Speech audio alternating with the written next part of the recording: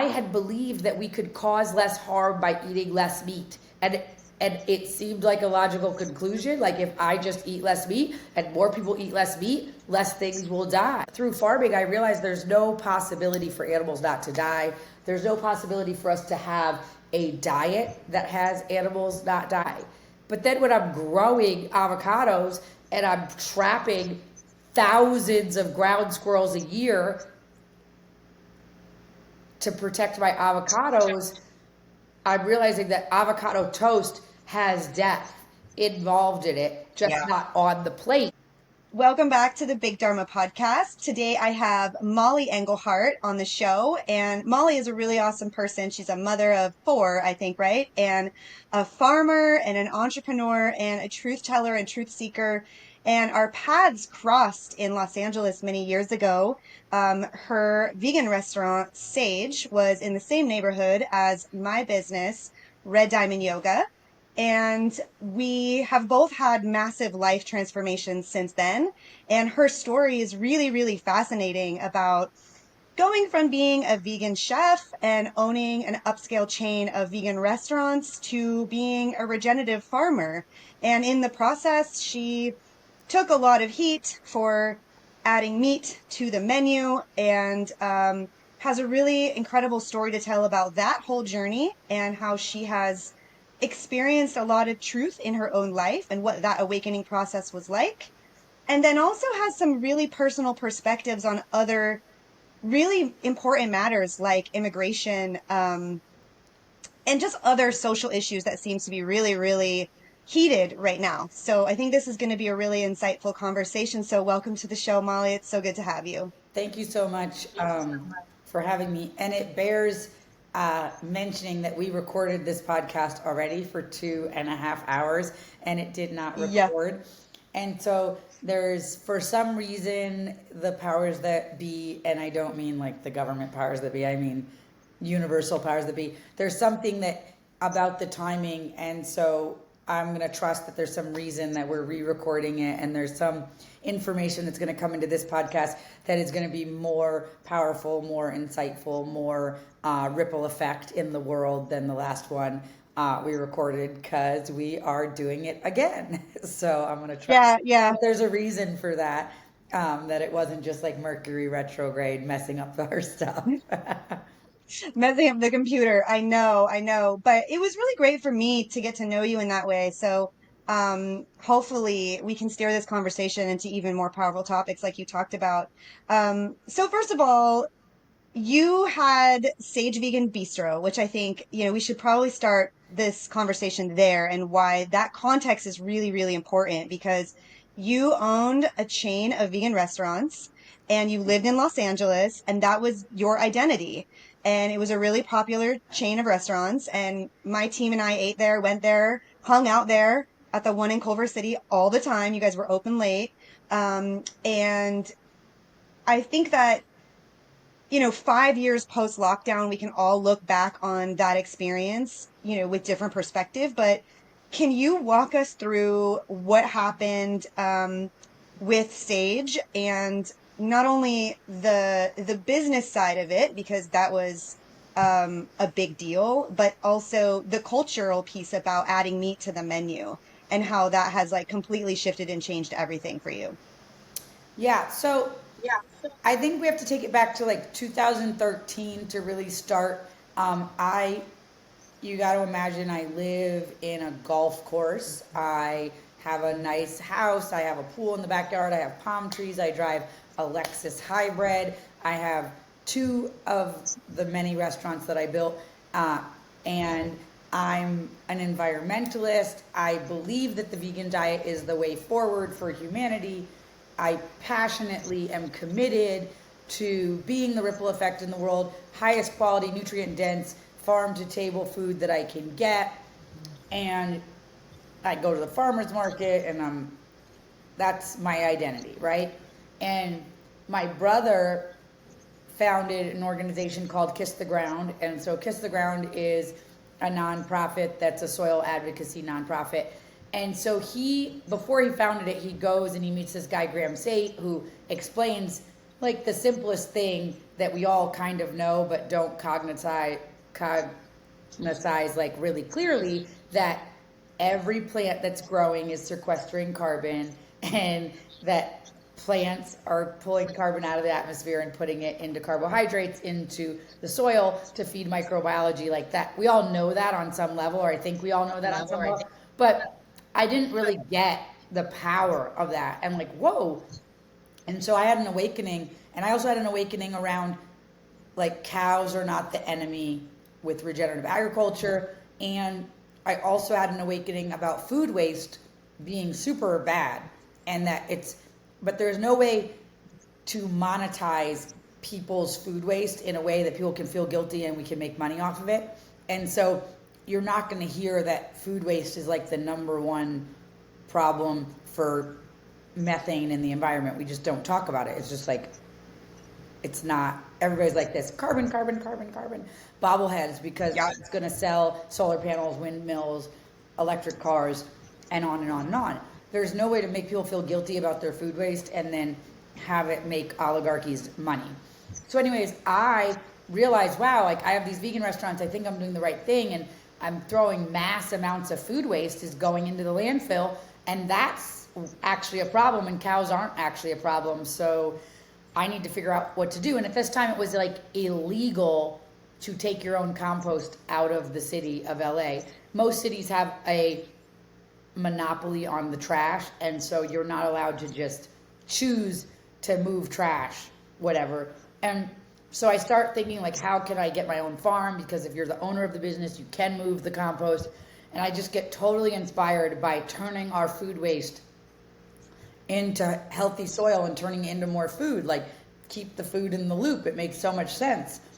And so I start going to every guest that comes in the restaurant. Will you buy a farm with me? Like everybody that I thought had money, everybody that seemed like they were environmentalists or whatever, nobody wanted to buy a farm with me. So I finally, in 2018, after saving money, being denied from the bank, so many different things, I bought a farm. And so that's 2018. And by the time 2018 comes around, I now have 4 restaurants. And we start bringing all the compost from the restaurants, from the brewery to the farm.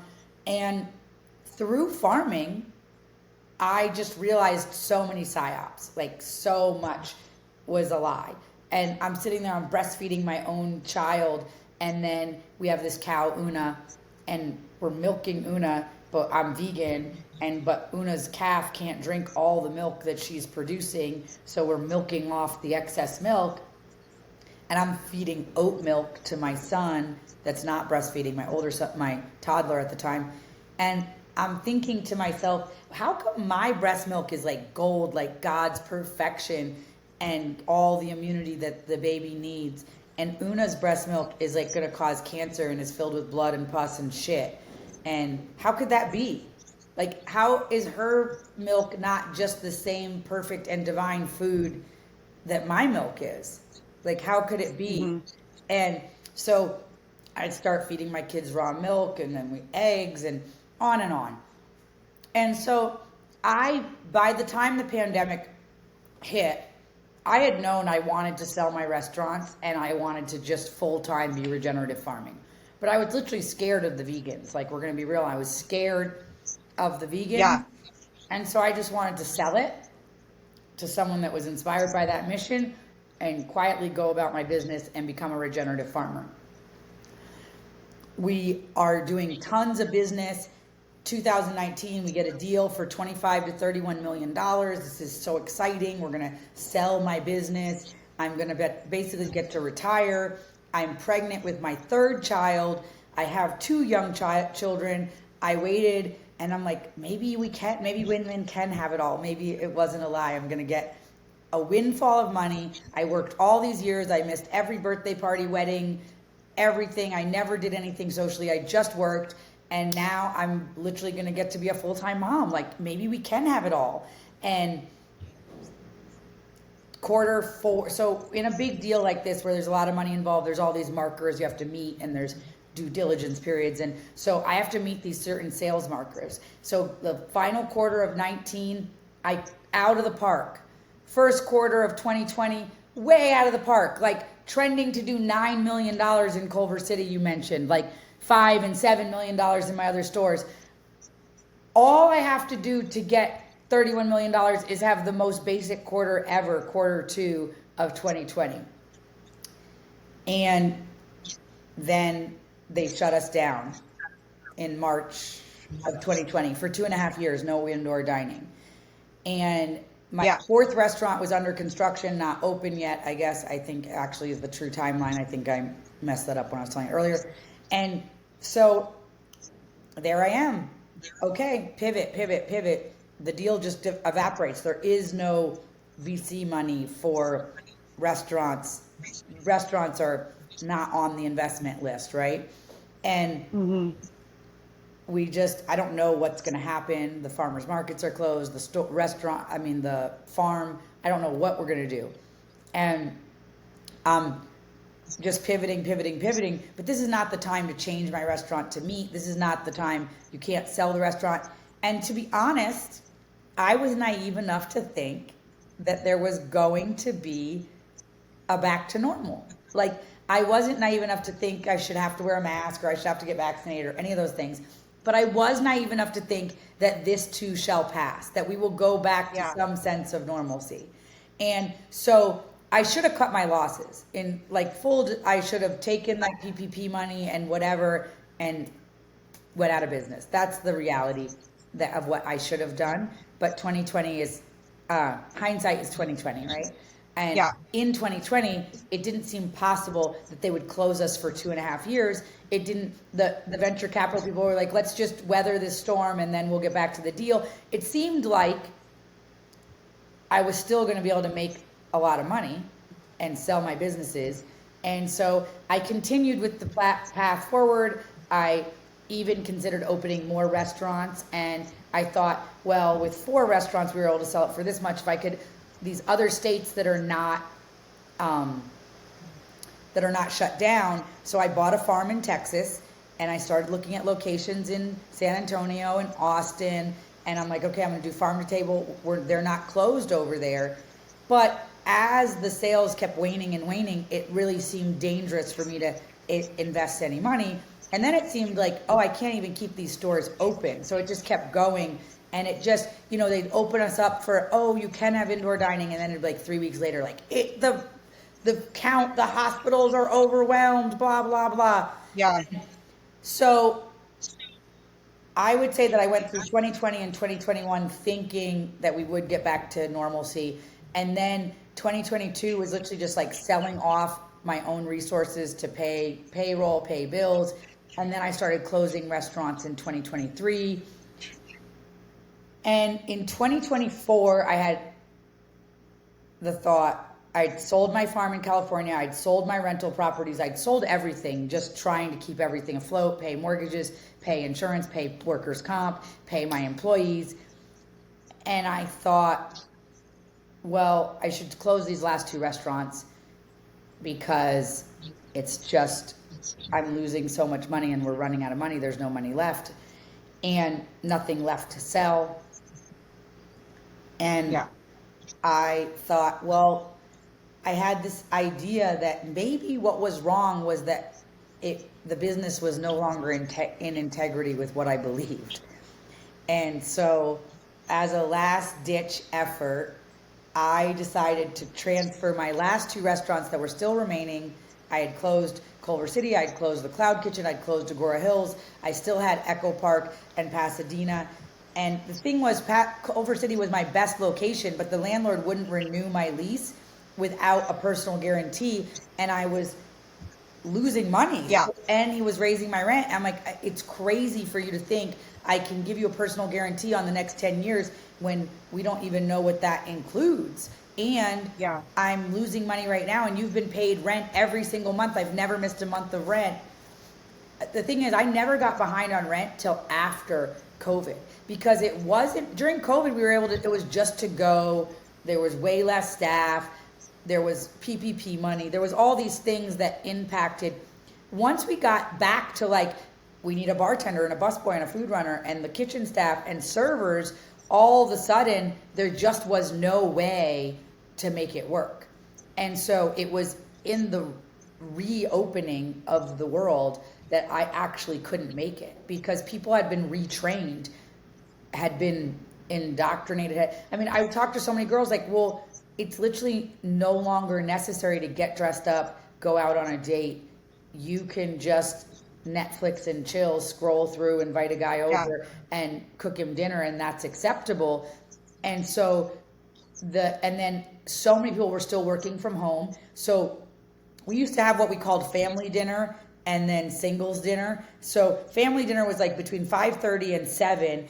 People they'd pick up their kids from after school or from school, from sports, and then the dad and the mom would meet at the restaurant and they'd have family dinner and then go home and get the kids ready for bed. Now, one parent was likely working from home. Maybe both Right. parents are working from home. Nobody's going to get your kids dressed and go out to eat when everybody's already home. And if you're not working from the office, you're not going to go out to lunch. You're going to eat a quesadilla or a sandwich in your kitchen or soup or whatever that's left over. You're not going to get up. If you're in an office, oh, well, let me just go down the street to Sage and have a nice lunch. Hey guys, let's do a little office outing, whatever.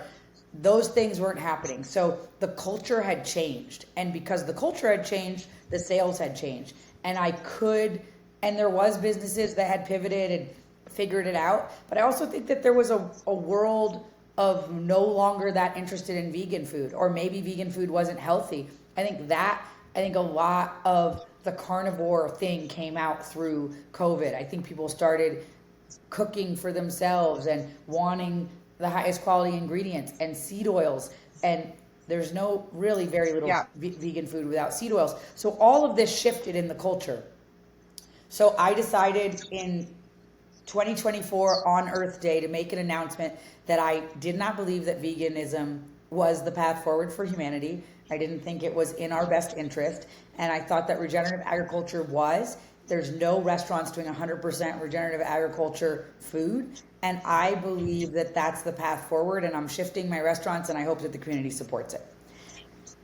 I was wrong. What happened? Yeah, what happened with that? It That was was crazy. crazy. It was a misstep, I guess, in some ways. It was a misstep, maybe not. Maybe whatever publicity or relationships that I got out of that are going to lead to other abundance in the world. I have to have faith that the Lord provides and that there will be a different pathway for me. That's where I'm meant to be. That I've never looked back on my life and not thought, oh, everything was actually in the service of me. Just in the moment, it's sometimes hard to feel that it's in the service of you, but that's usually your ego attached to some identity, some belief system that some things in this physical world are creating your value and your worth. And so the vegan community protested hard in so many different ways, not just like throwing fake blood on the front of the restaurant or screaming, Chef Molly has blood on her hands every second that they could. But now everything is AI and everything is crowdsourced. So if you walk up to a restaurant and you go to Google and you say, this information is wrong, this restaurant is out of business, you get 10 people to do that, you know what happens? They mark your business out of business. And so the people that did not want me to succeed continued to get my Yelp turned off, my Google turned off. And if you're looking for a restaurant, it says permanently closed. When you Google it, you're likely not to check, well, were someone paying a trick on us and is it not permanently closed? Right. And then it's permanently closed in your head, and I already had closed some restaurants, so that made sense. And so it literally was a battle. And then it would get turned off, turned back on, turned off, turned back on. 4,000 five-star reviews was lobbied by some vegans to Yelp that it's not the same restaurant, even though we kept the same name, same ownership, same LLC, and 70% the same menu. They believed it was a different restaurant. So all my Yelp reviews, all that goodwill that kept me at the top of all that SEO that kept me at the top, deleted and start over. And so and then just a pretty huge campaign just I mean, bloggers and YouTubers and everybody just like, what the F is wrong with her? And she's so stupid. And PETA too, right? Like, didn't PETA come after you? And there was also I would like to say that, I mean, and I don't know if there's any protests anymore, honestly, that aren't funded, but these were definitely funded protests. And now who's funding them, I don't know. But I know that they were funded because they had expensive signs, printed, large printed expensive signs that were not just like save the animals, but like sage kills, Molly, Chef Molly has blood on her hands, blah, blah, blah, blah. Regenerative agriculture is a lie, specific to what I was doing, right? And so in January 5th of this year, during the fires, we closed the restaurants down fully. Um, and so the vegans won. They danced on my grave. They were so happy. And my question is really like, what did they win? Like, Yeah. what multiple restaurants are still closed and nothing in them. One is getting a bakery, not an organic bakery, not a regenerative bakery, not just like a sugar dealer. Um, Yeah. and one is like a breakfast spot. It's a family owned breakfast spot. I don't think um, they're not committed to like organic or anything, but I don't think it's a bad restaurant. But in no way are any of those restaurants somehow better for the community, better for the animals, better for my employees. Nothing. Like it's a sad victory for the vegans, and they really are not the only factor. I mean, the restaurants were already struggling prior to this. We had homeless people taking off their clothes inside the restaurant on Mother's Day, screaming. You know, you call the police, they never show up. A couple hours later, a social worker shows up and says, I heard that there was an unhoused person that's having an emotionally challenging day and we're here to help him. And I'm like, Yeah, but some of this is a function of just what's going on in Los Angeles too, yes, some because of there's it so is a many other function. layers of There's dysfunction. multiple Yeah. layers. So there's the vegan layer that I hurt the vegans' feelings. There's the layer that COVID shifted the culture in LA and people just don't eat out as much because people are working from home and all those things I stated. There's the culture of the keto, carnivore, regenerative agriculture that's just shifting people's opinions about vegan food. These all stacked on top of each other. And then maybe if I had started a brand new restaurant that was regenerative with vegan options and it wasn't me, it might have succeeded. I don't know. But there wasn't space in the vegan community for me to change my mind. And I actually believe that changing our mind publicly is a function of intelligence. Because if you believe something completely, wholeheartedly, and passionately, and your identity is based on it and all of that, and you get more information, and that information leads you to a different conclusion, and you're willing to say, I was wrong, I believed this, and now I believe this publicly, I think that shows that you own your mind, at least a percentage of your mind. I think we're all co-opted and we're all believe things that are lies, and it's hard to tell what is and is not a lie. But I think it means that to some degree you own your mind and you are willing to critically think and look at stuff factually for what it is, and say wisdom is to hold beliefs close and true and follow them with integrity until something else makes more sense. I believe that is wisdom. And so something else made more sense, but there was not space in the community that I had created my business to hear that. And their identities are deeply, each person that was protesting me, their identities are deeply intertwined with their love of animals, with animals never dying, and all of these different things. And through farming, I realized there's no possibility for animals not to die.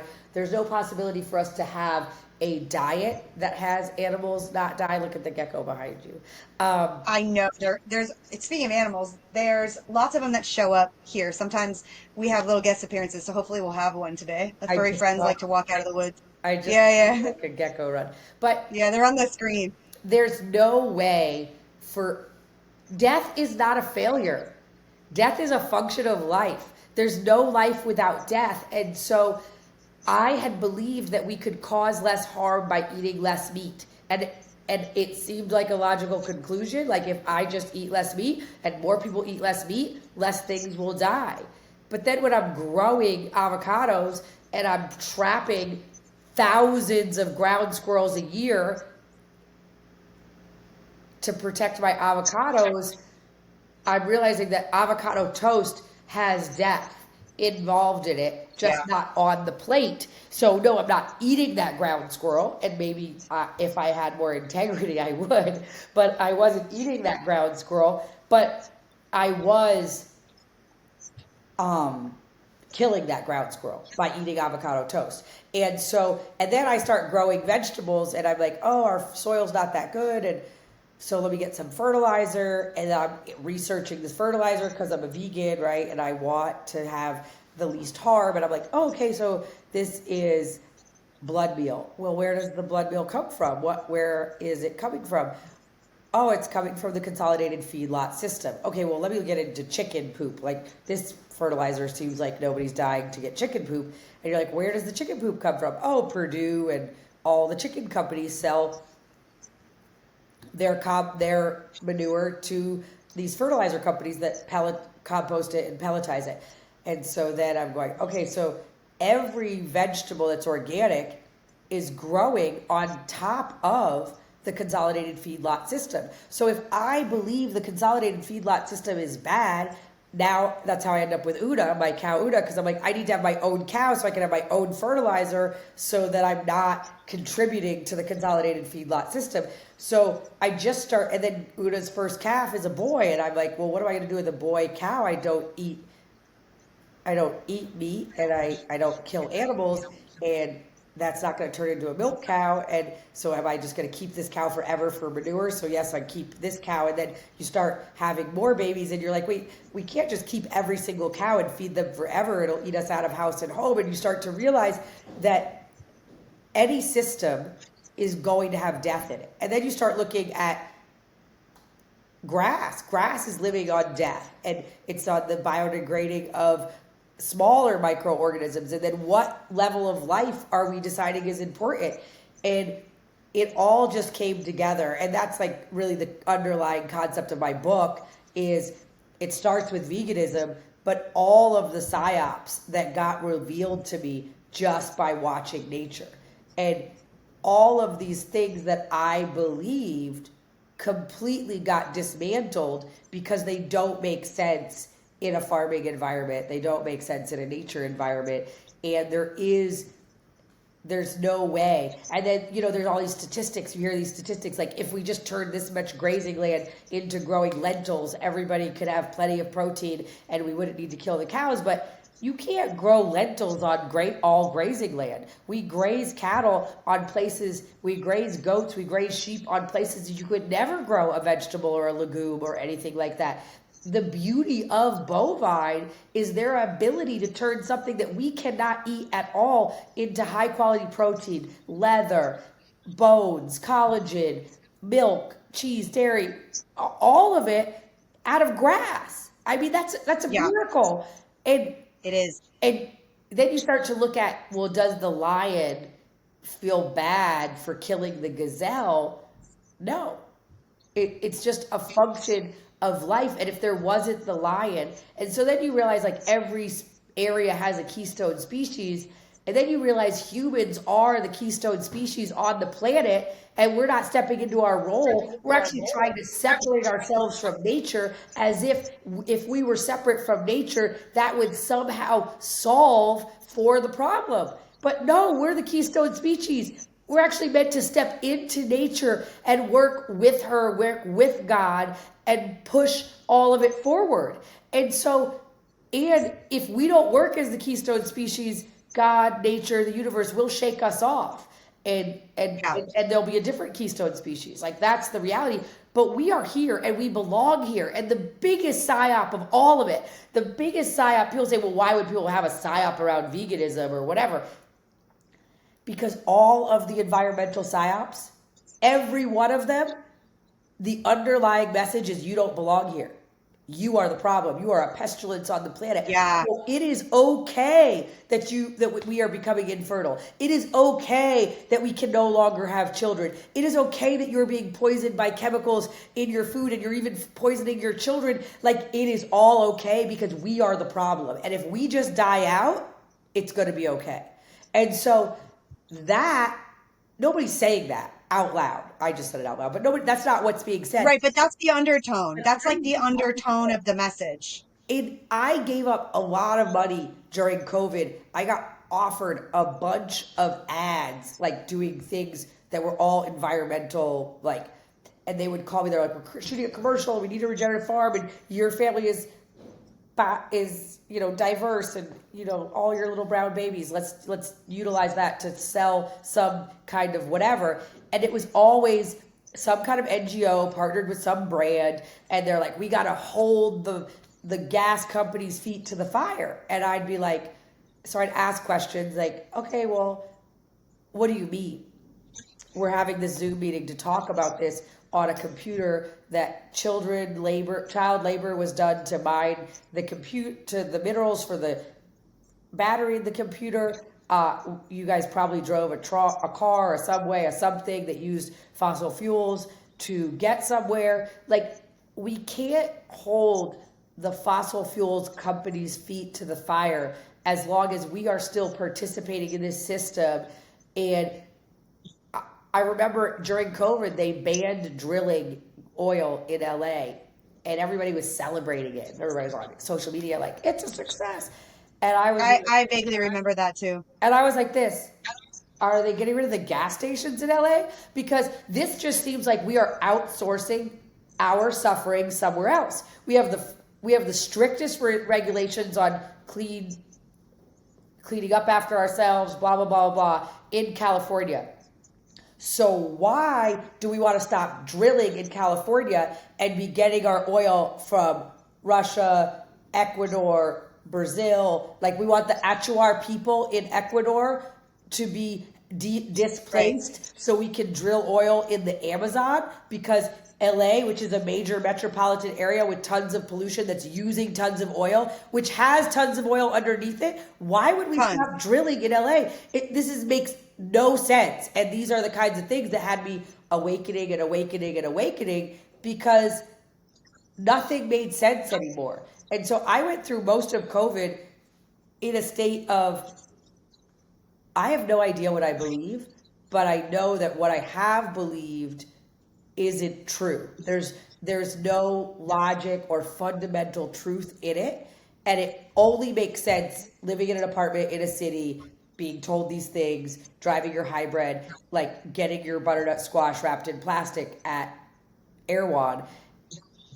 That butternut squash comes with a really great shell on it that it's stable for 6 to 10 months without any gas or special refrigeration. So, like, why are we cutting it up, peeling it, and wrapping it in saran wrap and plastic with forever chemicals for convenience, and then like thinking that we're doing something for the environment? I'm literally like, I'm so confused what's happening right now. So nothing made sense to me anymore. And I spent most of COVID in the inquiry of, what do I believe? And there's so many things that cracked different things. And people will say like, "Oh, well, I'll mention like this or that cracked," and they'll say, "Well, that's controlled opposition or that." And I don't know, maybe they are. For example, I feel like as I was going through my awakening, Tucker Carlson I had never been into vaccines. I was not vaccinated as a child. I grew up in a no anti-vax household. And I felt like Tucker Carlson was like, to me, like enemy number one. My husband was undocumented when we got married. He hated my children. He thought they were replacement, like whatever theory. And I thought he was the worst of the worst of the worst. And I think he was going through during COVID a different kind of awakening around vaccines, around war. I had come from an anti-war family too. And so I remember getting really interested in watching Tucker Carlson, first just because he was the only person on mainstream television that was saying it was okay to think it was ridiculous to take an experimental pharmaceutical profit from a for-profit company as a mandate from the government, which like Yeah. nobody was saying. And so whether Tucker Carlson is psyop or like controlled opposition, I don't know. Everybody wants to say everybody is, but I was watching another human being having an awakening, and it was fascinating to me because I was having awakenings. And I remember just watching it and be like, I thought this guy was like just a racist, far right, blah, blah, blah. Come to find out, he loves the Grateful Dead. He's an environmentalist. He's awakening around how wrong he was about the war. He, Hmm. all the Bush wars and Afghanistan and blah, blah, blah. So he's like Yeah. having that awakening. And I was fascinated. I literally became fascinated with watch, and people were like, "You can't watch him. You can't." People would call me like, "I see on Instagram you follow Tucker Carlson. You should unfollow him. Like, it's not safe. That's crazy. Follow him." And I'm like, It's "It's not not safe. Yeah. safe." And then like those same people, I'd be like, "Well, you should check out. He said this. He said that." And then they'd be like, "I'm not going to follow him, but I have been checking in on what he's saying." And I'm like, "Okay, great." And then I remember when he got fired. I remember the thing that week he did this whole thing about if Fox News had done, he used My Pillow as the example instead of pharmaceuticals. So he doesn't say Uh-huh. about pharmaceuticals, but he just goes on this whole rant that what if we said that you can't go to school if you don't buy a My Pillow, and being that My Pillow was the biggest funder of Fox News, and he just went on this whole thing and like, what if we were saying you can't go to school without a My Pillow, you can't visit your relatives without a My Pillow, and you have to get a new My Pillow every 6 months because the My Pillow, and he did this whole thing, and he was like, wouldn't you question, are we telling the truth or are we supporting our greatest funder? And uh, he was fired later that week. And I remember thinking, he's having a different awakening than me, but there's an awakening happening in humanity. And me and him probably still don't agree exactly on immigration. I have a lot of really clear views on immigration, and I feel like they're very centrist because I come from hospitality and farming. I have an undocumented. My husband was undocumented.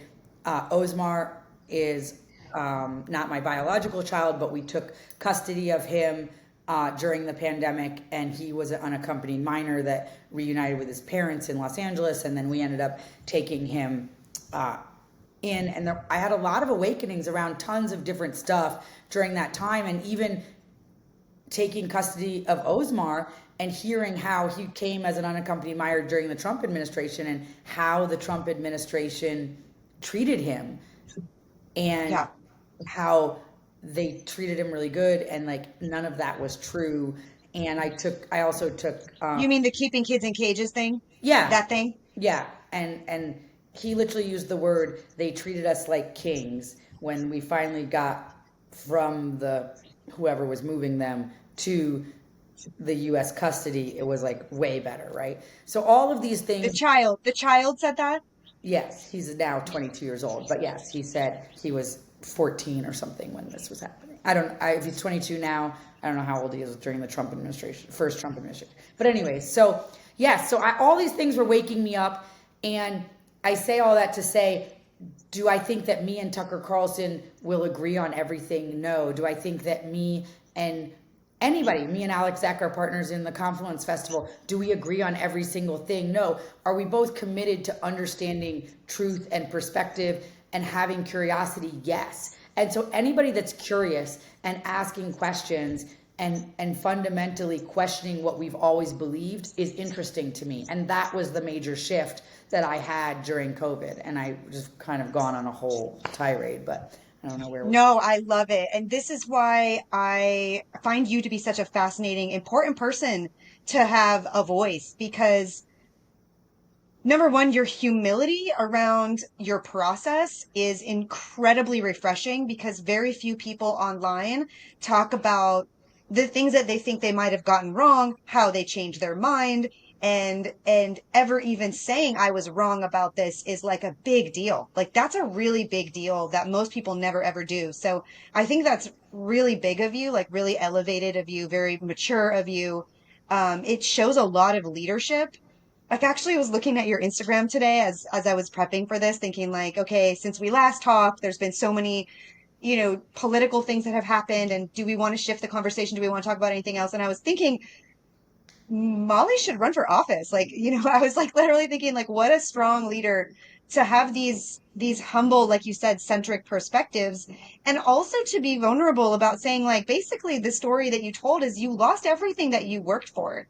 And you're actually being really honest about how difficult that was, but just to sit with for a minute, like as you tell that story and when you told it to me before, it moves me almost to tears to think about it because I've also been in your shoes. I've been an entrepreneur. I've worked hard. I've paid payroll when I didn't have money for myself. I've had personal guarantees on SBA loans and on leases and on all these things. And I know the pressure that comes with that And I'm viscerally, still dealing personally. with it. When we closed Sage, And it's, I had to yeah, sell my Bitcoin. I had to cash out my life insurance. And I still have a personal guarantee on an SBA loan that I'm trying to get them to negotiate right now. I'm still paying off farmers little bits, 100, like Venmoing, like I get some money at the farmer's market and I'm Venmoing farmers that Sage. Now, could I just say like you owed the LLC, so go F yourself? Yes, but yeah, the whole point was to help regenerative farmers, and now I owe an egg farmer money, and I owe a grain farmer money, and I owe a chicken farmer money, and I'm like paying.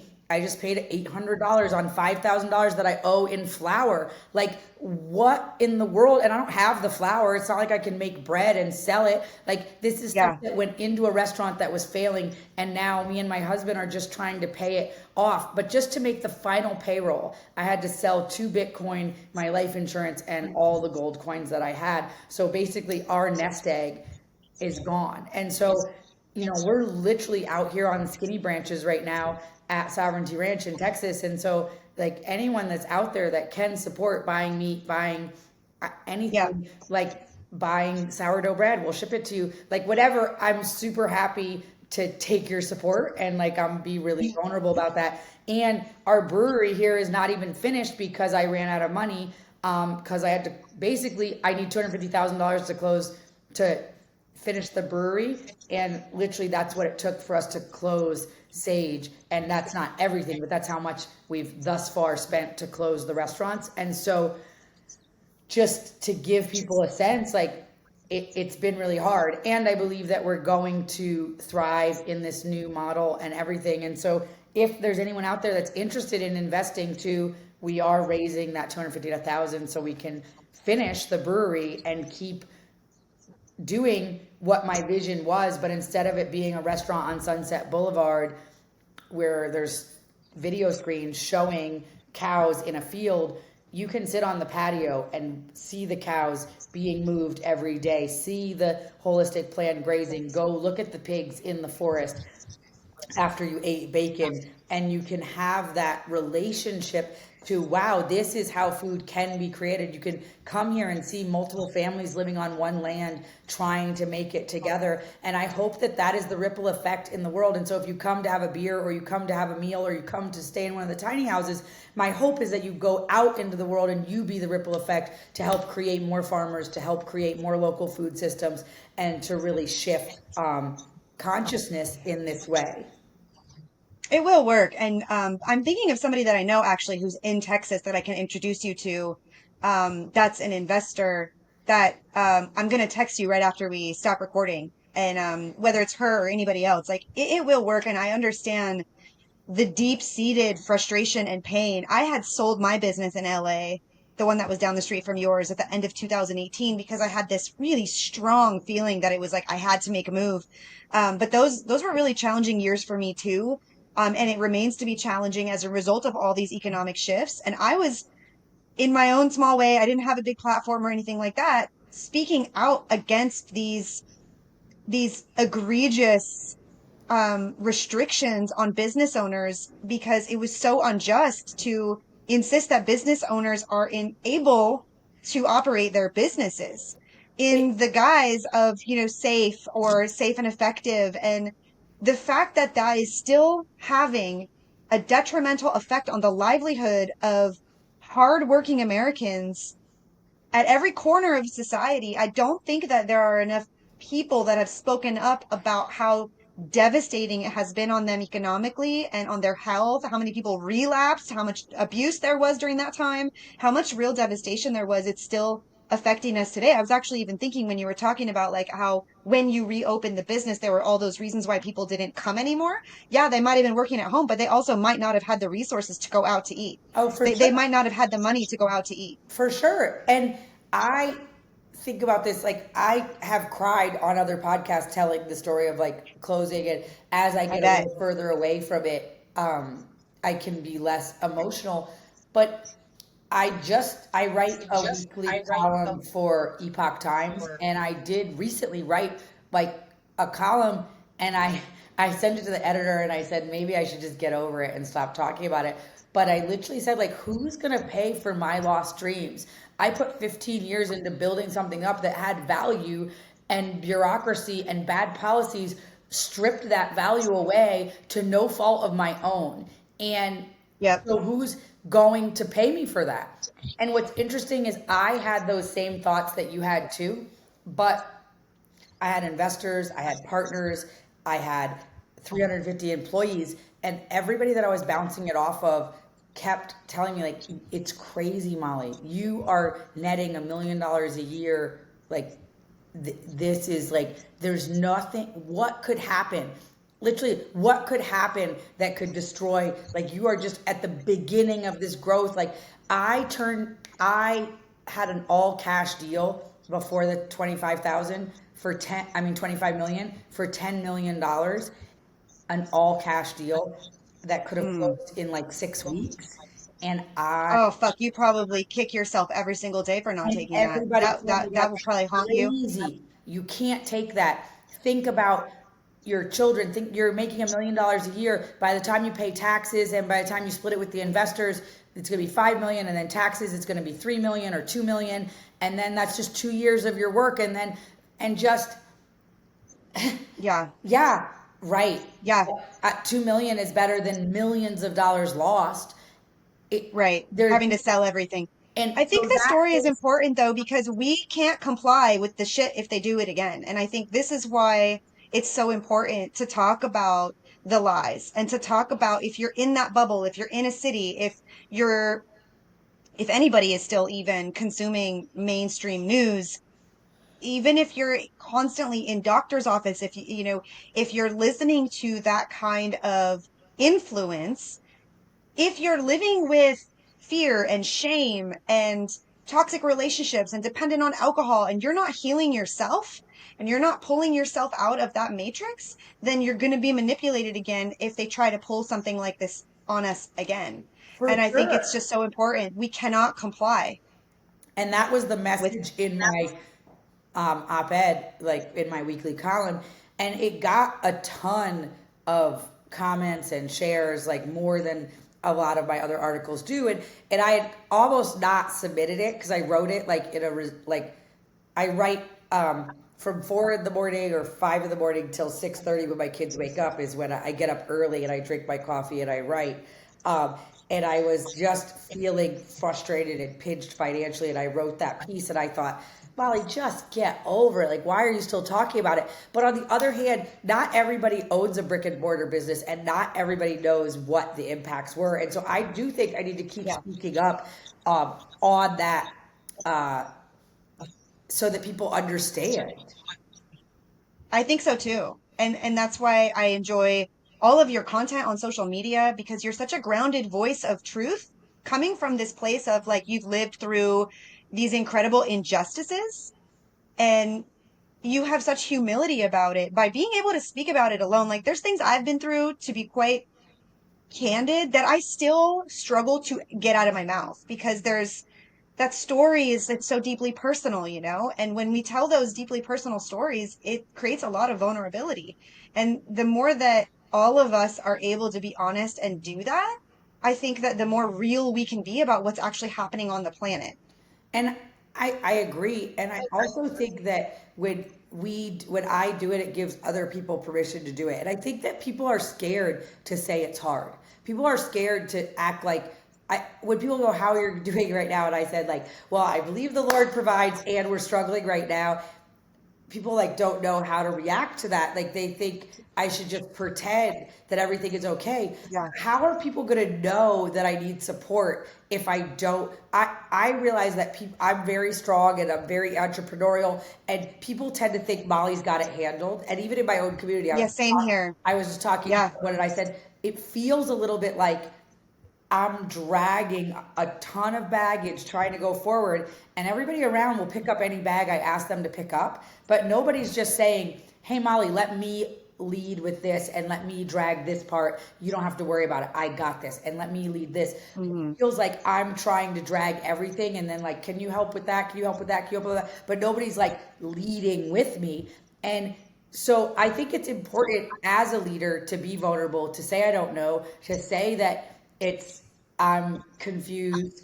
And it's also important to not be so much like that that the people that are following you and supporting you feel scared or feel like they cannot, that it's not secure. My husband, for example, he doesn't deal with money. He doesn't, it's not his area. It's not his strong suit. Um, and so that sometimes I'll talk to him and he'll say, so I get an anxiety feeling in my stomach when you talk like this. So can you try to talk in a more hopeful way? And I'm like, yes, okay, I can do that. But that is uh, important to be a leader that also um, is positive but truthful. And that's what I Mm. try to bring to my social media, to my book, to the way I lead my community personally, all of that.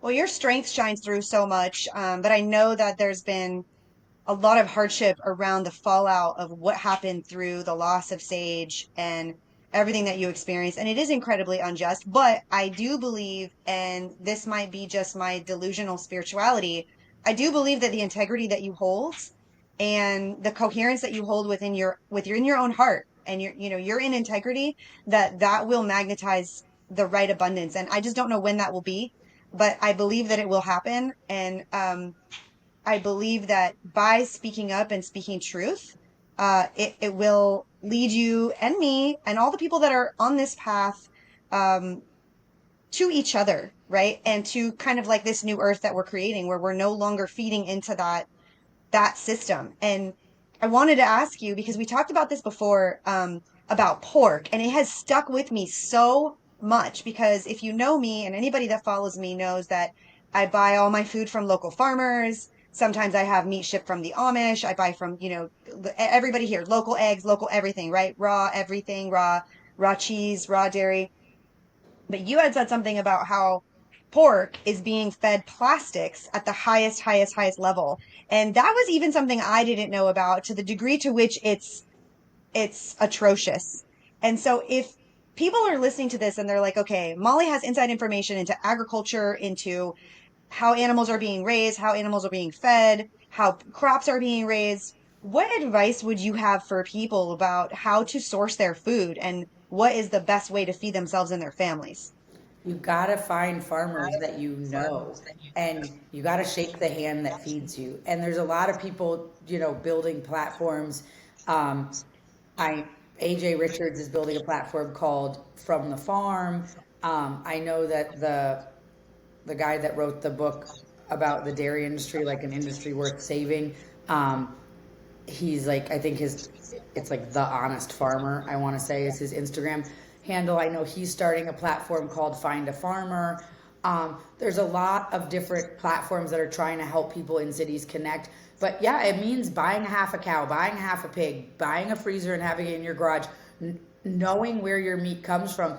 It means surrendering some of our comfort, some of our um, what is it called, like bees, and driving to the farm to get the raw milk, driving. It's really important, and if we want these to exist, then we need to support the farmers that are doing it.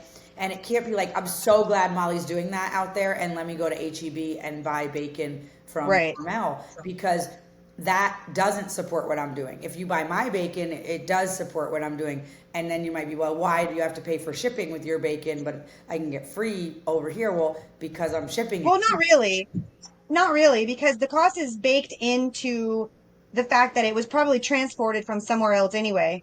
And There, also that the food you're getting, if you're going to pay now or pay later, what is the cost of care? So the question is, do you want to absolutely. care for yourself now and what you're putting into yourself, or do you want to care later when you're sick?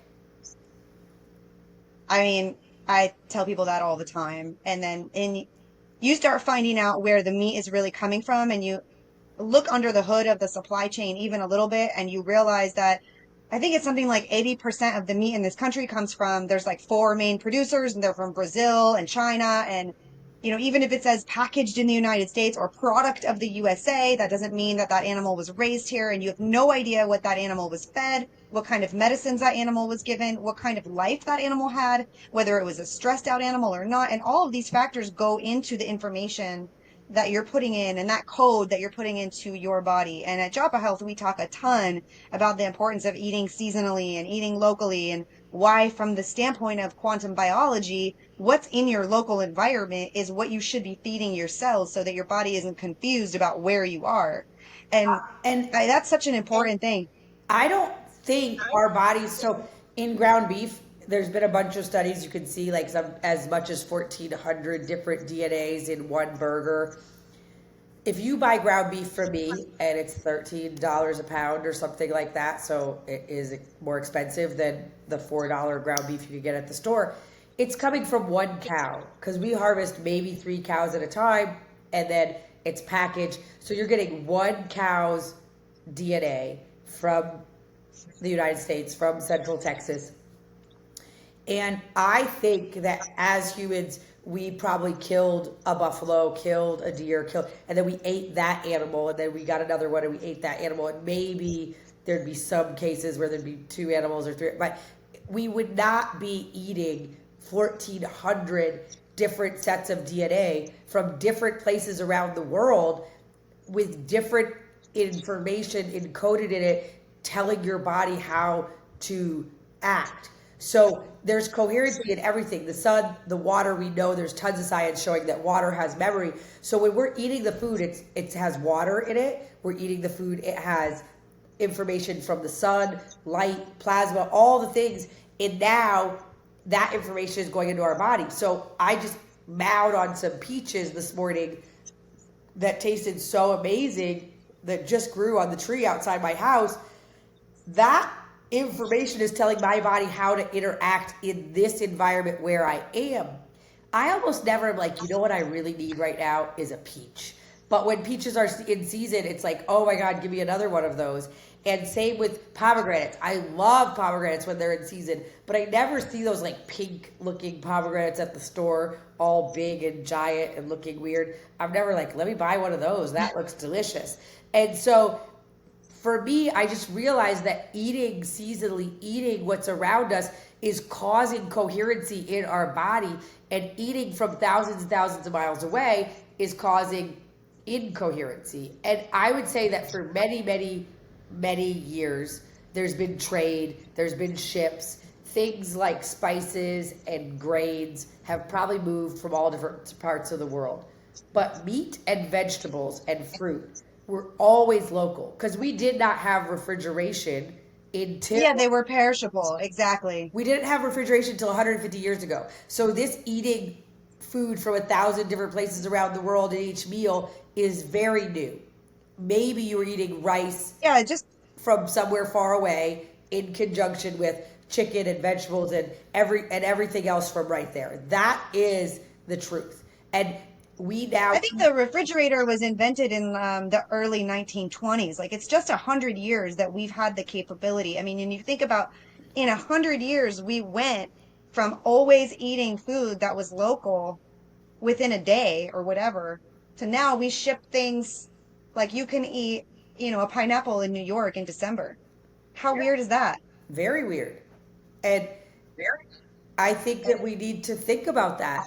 And so all of those things we are, I have a friend who shall remain nameless. They're sort of a huge influencer and they're vegan and they mostly only eat fruit and they live in the Midwest in Illinois, I think. But they feel great on that diet, blah, blah, blah. And I'm like, great, but like it's a resource intense diet. Like for you to think that your diet is environmentally, if you just want to be a fruitarian or eat mostly fruit because you feel great, fine. But don't pretend that that is a resource like that is somehow helping the environment. Because if you want to be a fruitarian, you should move close to the equator where you can grow fruit year round. That's the reality. Because you Right. can't. That is the reality. Chicago is not known as the fruit capital of the world, let me tell you. And so that is not a resource, uh, low resource diet. It may seem that it's causing health, and there may be health benefits. I'm not even saying that there's not. I'm just saying as soon as I started growing my own food, I realized very quickly, oh, I can't grow a vegan diet, calories in, calories out, with the amount of calories that I'm putting into it. Like growing tomatoes and cucumbers are very low in calories. They're great as an addition to something else. Right. But my cow Una can eat grass that is unedible to me and make milk, and I can make that into butter and cheese and cream and milk and yogurt, Right. and then all of a sudden tomatoes and cream and some pasta. Wow, that's like a complete meal.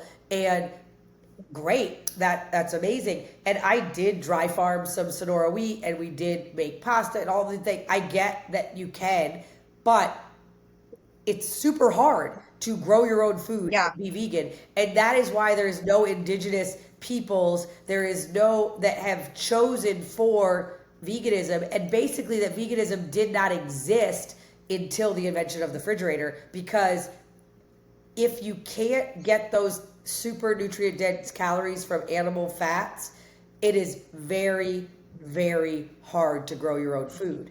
And you need tons of equipment, and there's tons of environmental impacts to the monocropping that is the foundation of the vegan diet. And so, and people will, bah, bah, bah, bah. I know this one farm, it's a veganic, regenerative, whatever they're going to tell me. If as popular as veganism is, if veganic farming could be super successful, I'm telling you, it would be happening all over the world. There would be a veganic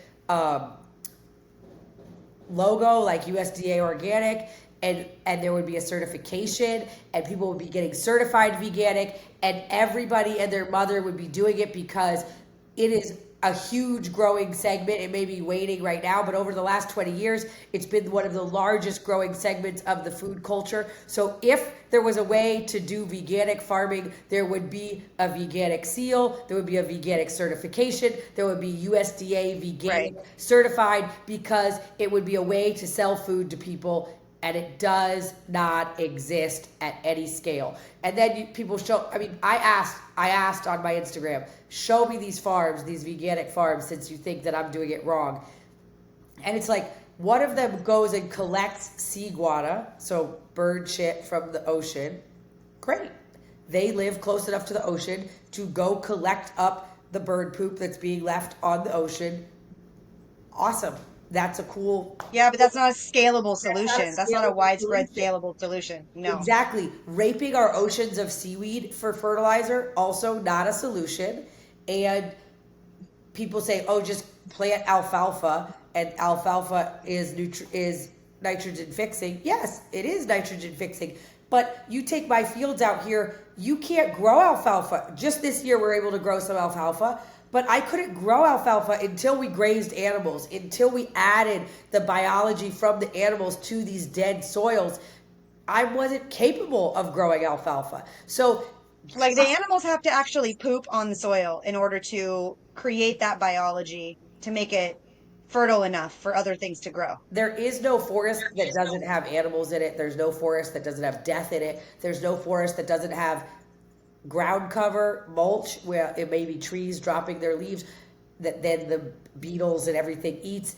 None of that exists. And when you try and we overgraze and we do things, when I first got here, there was no life in our soil, not even a roly-poly.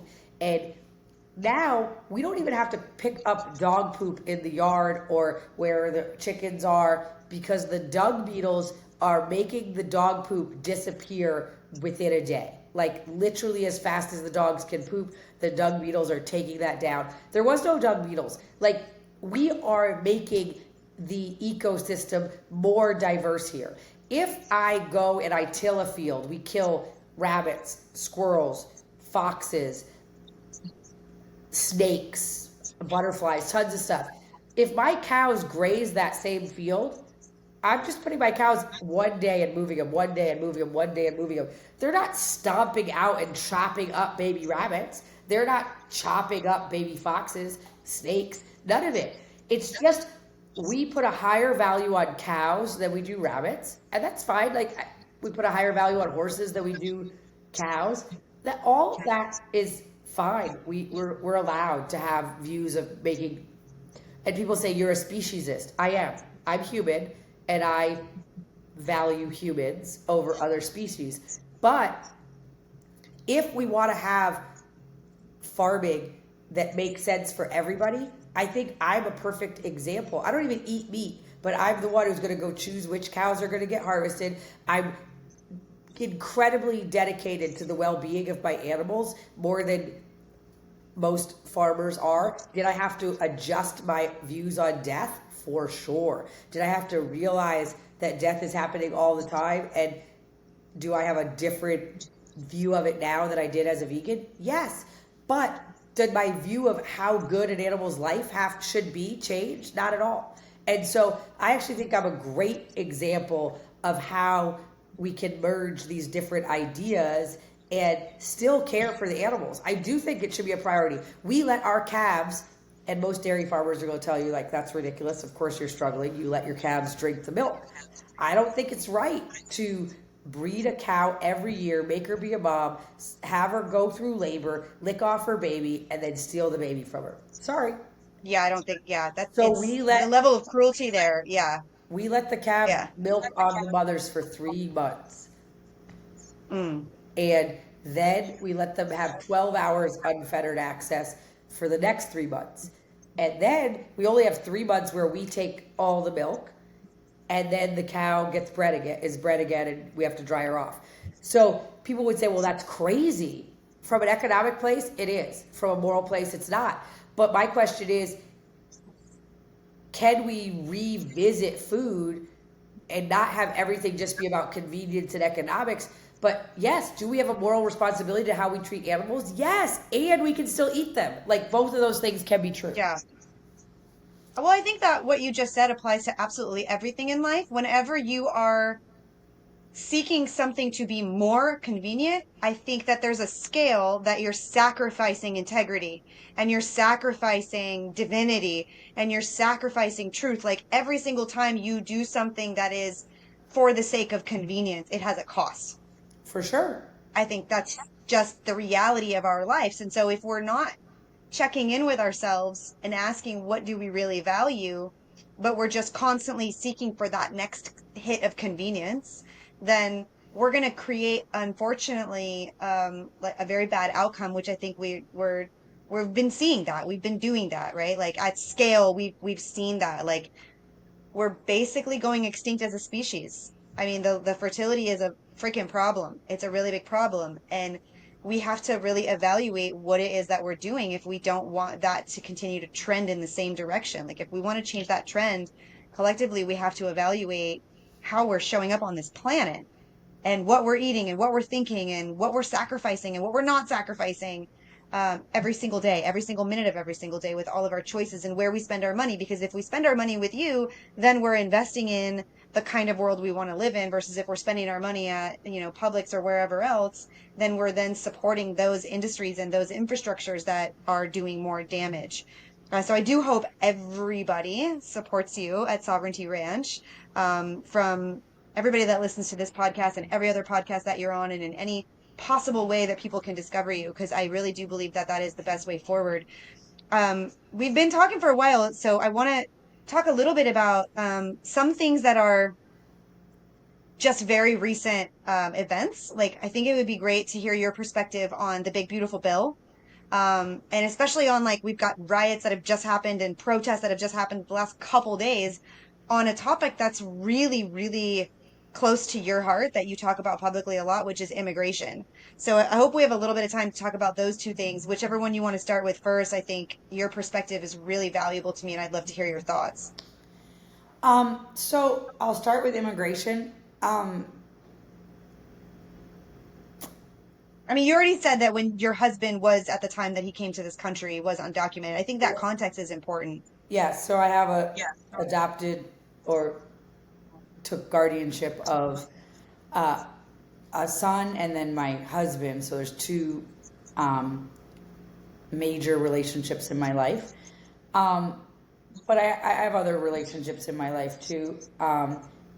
And so it's complicated. And both the left and the right want it to not be complicated. And they want their view to be morally superior.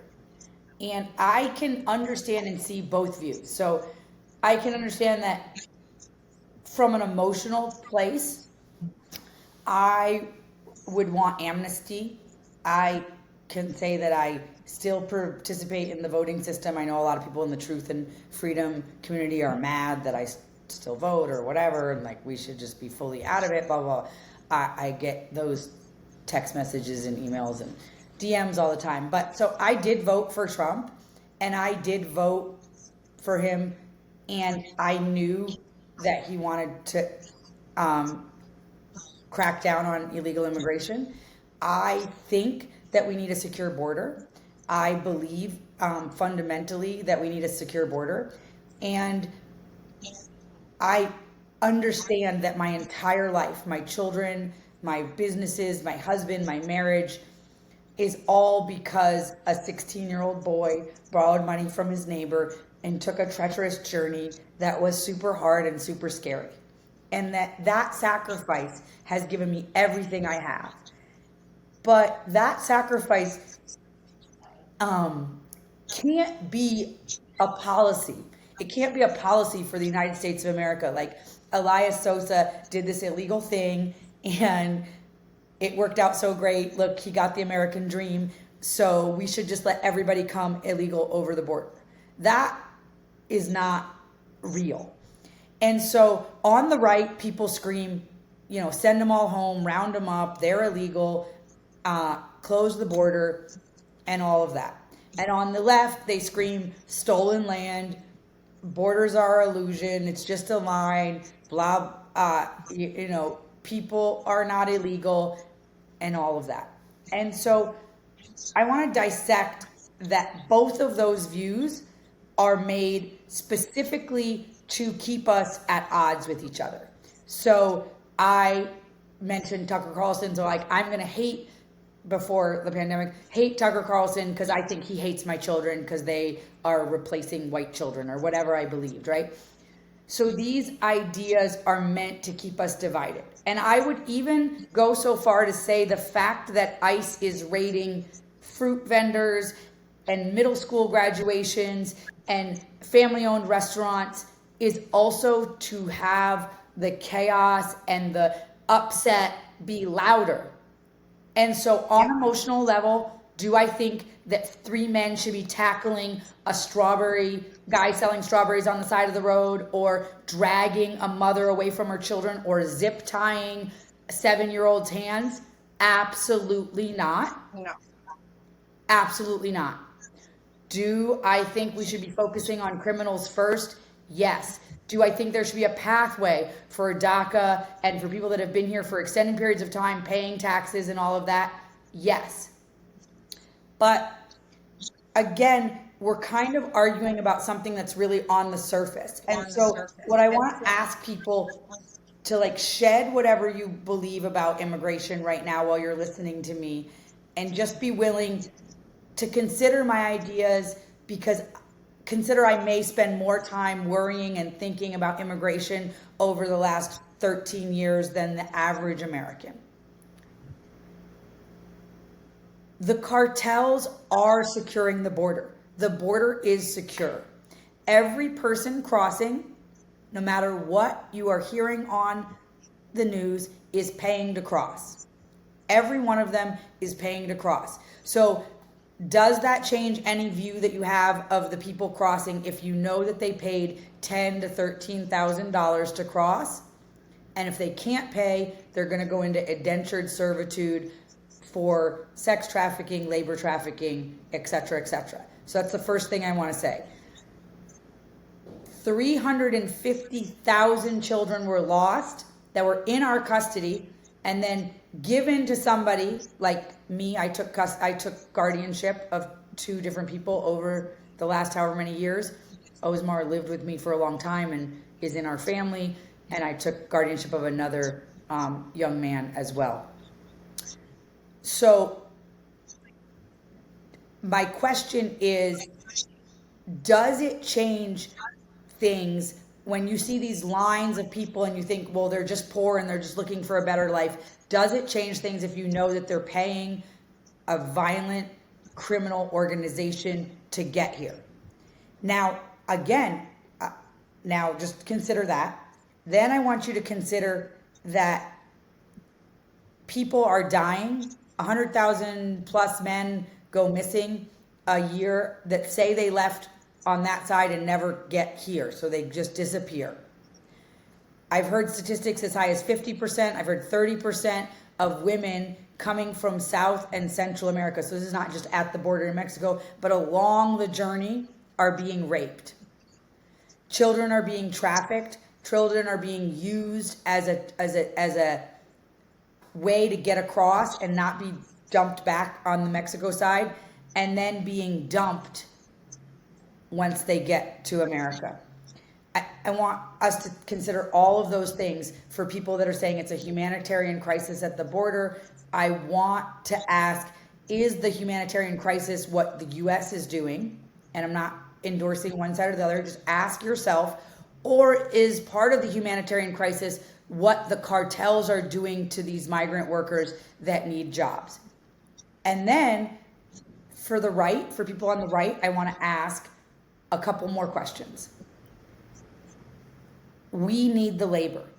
I know that you want to say that undocumented workers and migrant workers are driving labor prices down and blah, blah, blah, blah, blah. And especially for Black Americans, because again, let's pit people against each other. Let's tell Black people that Mexican people are the problem. And it's not even Mexican people, because there is really no pathway for Mexicans. And it's all these people that are claiming asylum are from other countries. We don't have asylum for Mexico. So, but we do need the labor. And every time you go to Publix, Walgreens, wherever you buy your food, you are likely supporting these jobs. Every time you go to a restaurant and you eat, and I don't care if you're buying your food from Cisco. I argued with I was sitting on an airplane with a man, and he said, like, no, my family owns restaurants and we buy our food from Cisco, and Cisco would never buy food from anybody that's using undocumented labor. I was like, it's like the craziest idea I've ever heard. Like, go to farmland anywhere and look who's working. Yeah. So we are supporting these jobs.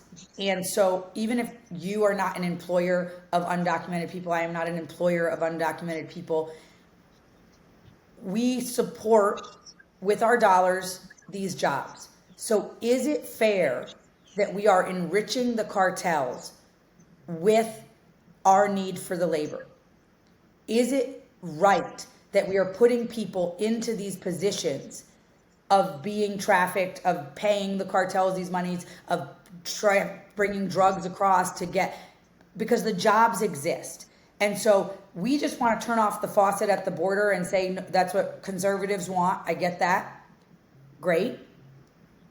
I actually think we should turn off the faucet at the border, evaluate the people that are here, decide who can stay, who can leave, and then create a system and a pathway going forward.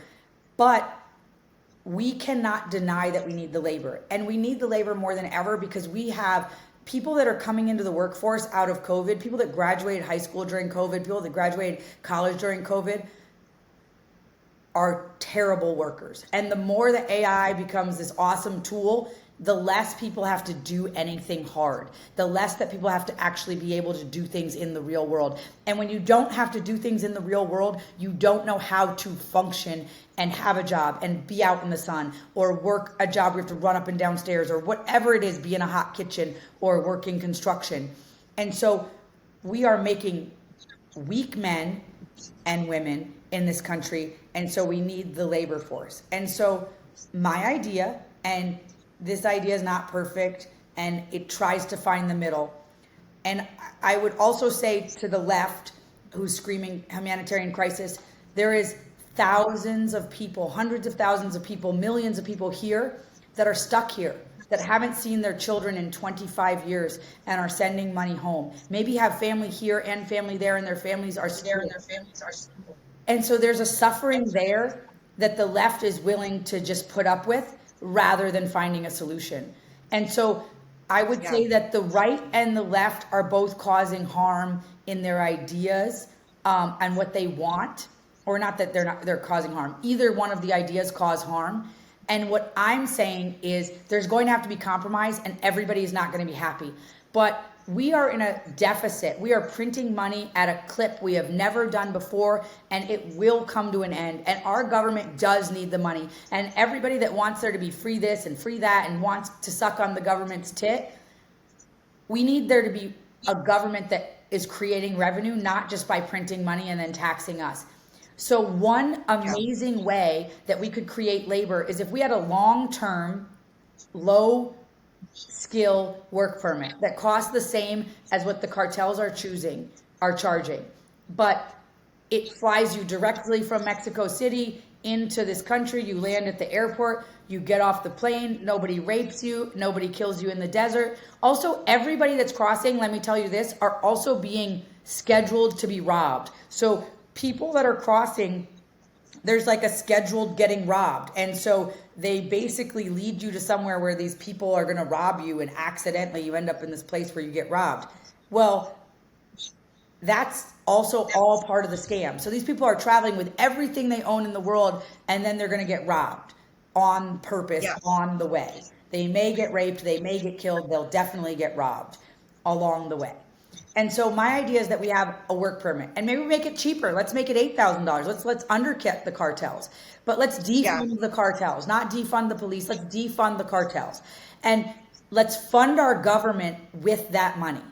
And so we aren't saying these people are here and they're not contributing and blah, blah, blah, blah. And then let's have them pay into taxes just like everybody else at whatever their rate would be. Let's have employment be a requirement. Let's have a clean record be a requirement. And let's have, at the end of 10 years, you can renew, or you can go back to your country of origin. If you get married to someone, you can become a permanent resident, but you never become a citizen. You never get to vote. That's the deal you make when you come here.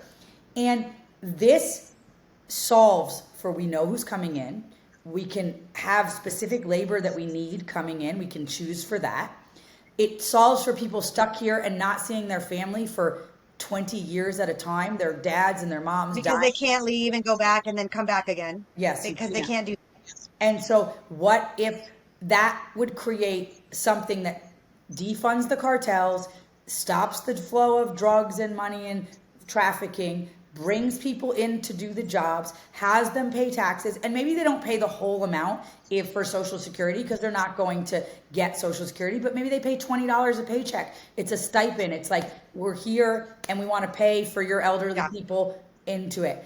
And I say we prioritize Mexico, and then we move down South America, Guatemala, Honduras, Salvador, like that, because solid neighbors, the stability of Mexico makes us more stable. And so we actually want a stable Mexico. We don't want a Mexico that's run by outlaws. And so this plan is not going to make everybody happy. And I think that we give all the DACA people permanent residency, and we don't let them vote. We don't, because I understand the right. Those DACA people have been indoctrinated by our school system, and they have been told. Can't tell you how many people I know that came here, and they are Catholic from Mexico, Guatemala, Salvador, Honduras, and they cannot even recognize their own children's beliefs because those children were taught by the school system here, and they couldn't even really counterbalance what the school system was teaching them because they didn't understand, because they didn't speak English. And so I understand the right does not want to give DACA voting rights. I'm all for that. I understand. It would be bringing a huge amount of people that were educated into the liberal way of thinking into the voting force. So let's not leave them in hanging in the balance, not knowing if they're going to get deported any minute. And so, um, I believe that we can't have a strong country without a border. And so I think a border is valid and real and it cannot be racist. And if it is racist, then the cartels are being super racist because they have the border secured. Yeah. So let's go tell them that. You go first. I'm not trying to go tell the cartels that they're racist. Well, I just don't understand the people that say that and they want the open borders, but they probably lock their doors at night or during the day. They don't just let people into their home just because, I mean, They in do order not. to, I don't understand that. And so I would say that I think humans should be treated with compassion. I think, but I'm not as outraged about families being separated as other people are. And now, if my husband was deported before he became a citizen, of course that would have hurt. Of course I would be outraged. But everybody that comes as an undocumented person here understands the ramifications, understands the possibilities, and understands that every day that is a possibility. And so, Yeah. but people that are rioting in the streets, I just also want to say, are not undocumented people. People that are waving Mexican flags That's right. are not undocumented people. I just want to say really, really clearly, this is American privilege that is screaming about this. And I'm not even saying we shouldn't scream about it. I'm not even saying that why I was told we were going to get the people eating dogs and cats and we were going to get the Venezuelan cartels that are taking over apartment buildings in Colorado. So I do think that Trump is not doing what he gave his word to. And, but I also think I can't be mad because I have been arrested for doing things that was illegal. Was I mad that I was arrested? I was growing pot. I knew that was a possibility, and then I got arrested, and that's. And so I do believe that when someone is breaking the law, then they can expect that at some point they could get caught for breaking the law.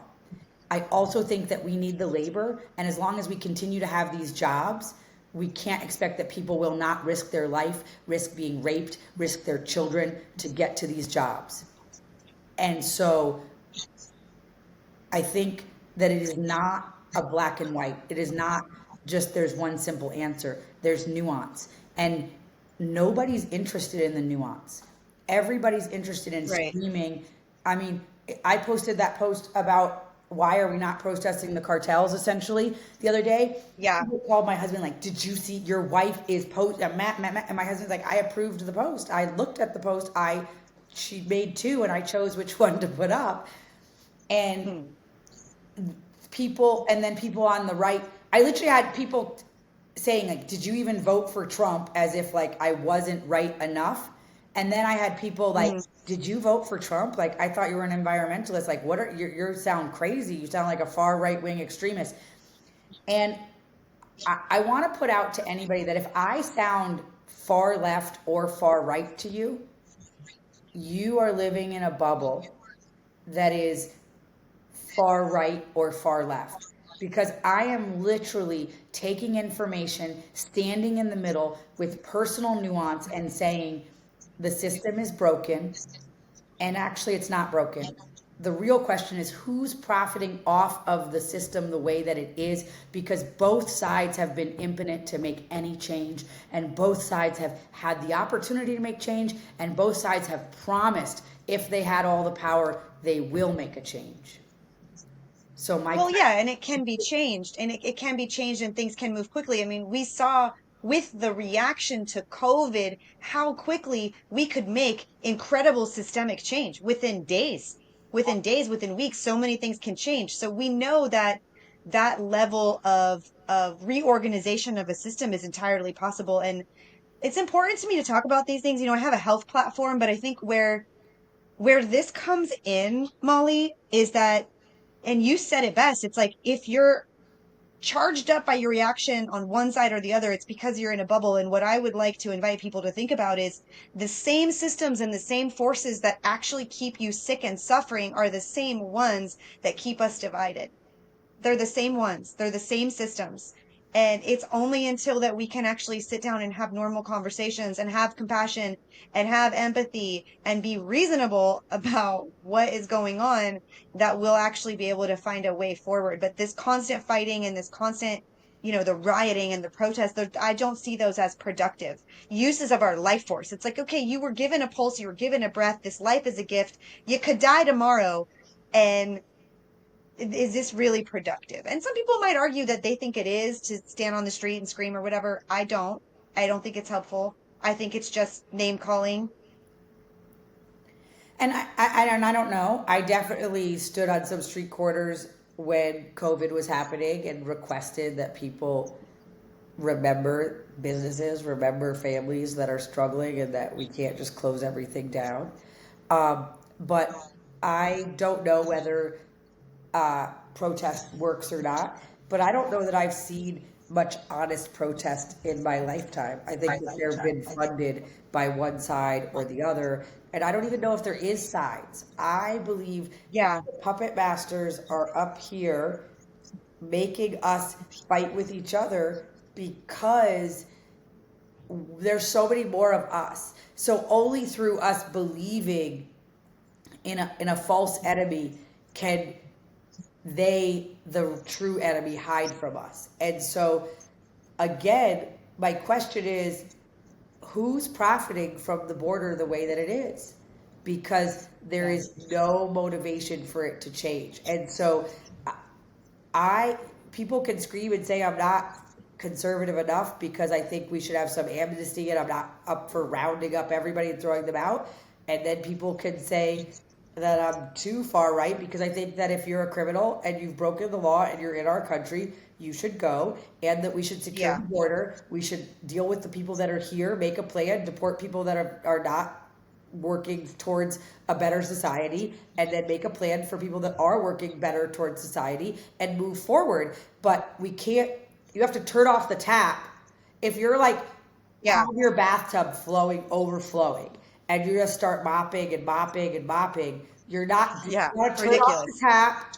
You gotta drain some of the water, get the water to below the thing, then mop up, and then decide what you want to do with the water that's in the bathtub. But while it's overflowing, there's no possible way to fix anything. So I'm all for securing the border. A wall is not racist, a fence is not racist, a border is not racist.